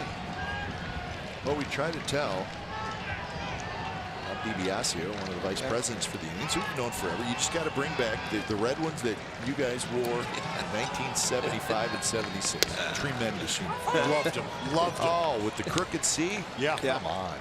Well, that's what Archie said. Rick Manning He said. did, and he wore them. Yeah, he said at least bring the crooked C, not Bring just the block C The back. crooked C is phenomenal. Jim told me he's going to Cooperstown this summer, coming up at the end of July, and he's going to go in as a block C, Cleveland Indian. He should have just taken the Wahoo and said, the last to have Chief Wahoo. Why do I think that would have been slightly controversial? Big Jim said, I'm staying away from that one. Mariano Rivera signs his baseball last to wear 42, and so last to have Chief Wahoo. So 3-2 to Matt Joyce, who has singled and scored in this game. He's 1 for 3.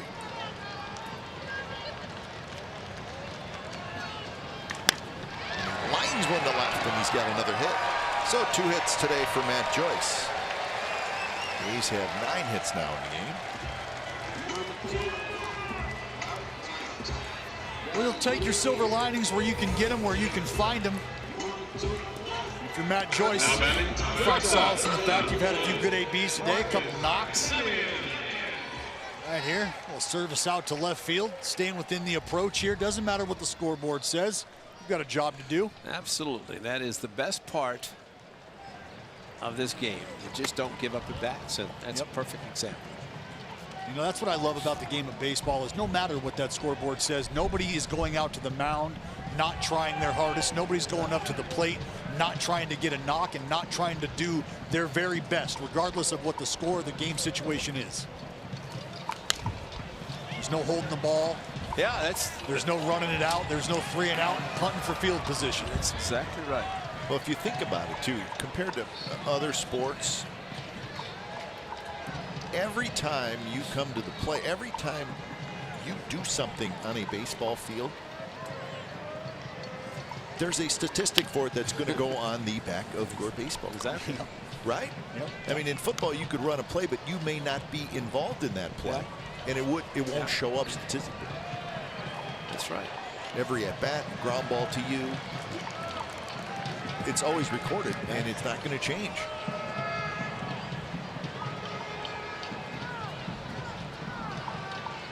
I mean, in basketball, you may be on the court, your team may have the ball, but that doesn't mean you're going to do something in that possession that's going to be recorded statistically.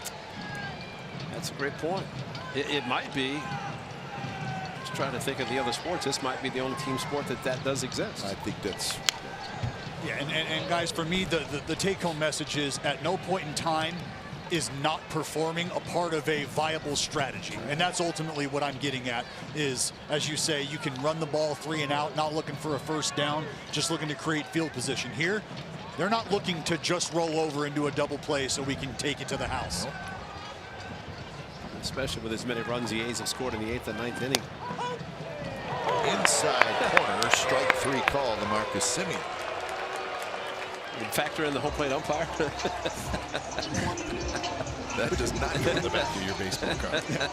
But you know what, guys? On the flip side of this, sometimes with a day off looming and you catch one like you did here, it's okay. You just flush it. You let this one go by the wayside. You enjoy your day off, little R&R with the family tomorrow, and you get right back on the horse. First pitch on the outside corner. No, but no, it's to you, Dallas, as you were making that comment. The great David Renetti just walked behind you, Sam. So David down there making sure no seagulls yet today. And so, you know, life is good. You've got your umbrella to protect you for many, many reasons.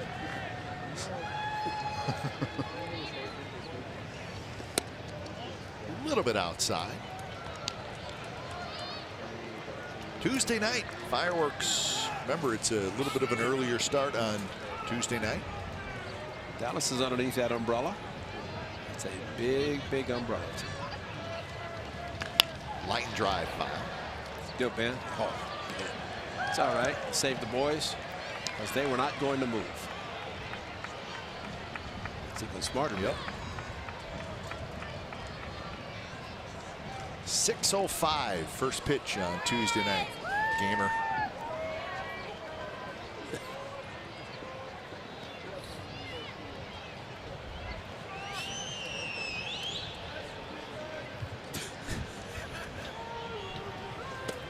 Sorry, folks, we're just laughing at some of the comments that we can hear from our fans below, who, quite frankly, have been fairly entertaining. That's right, the last very 3 entertaining. innings.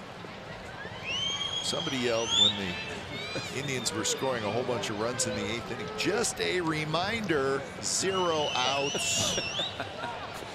I like the one who bases loaded, nobody out, yelled triple play. Yeah. That's good. That's right. Driven to right.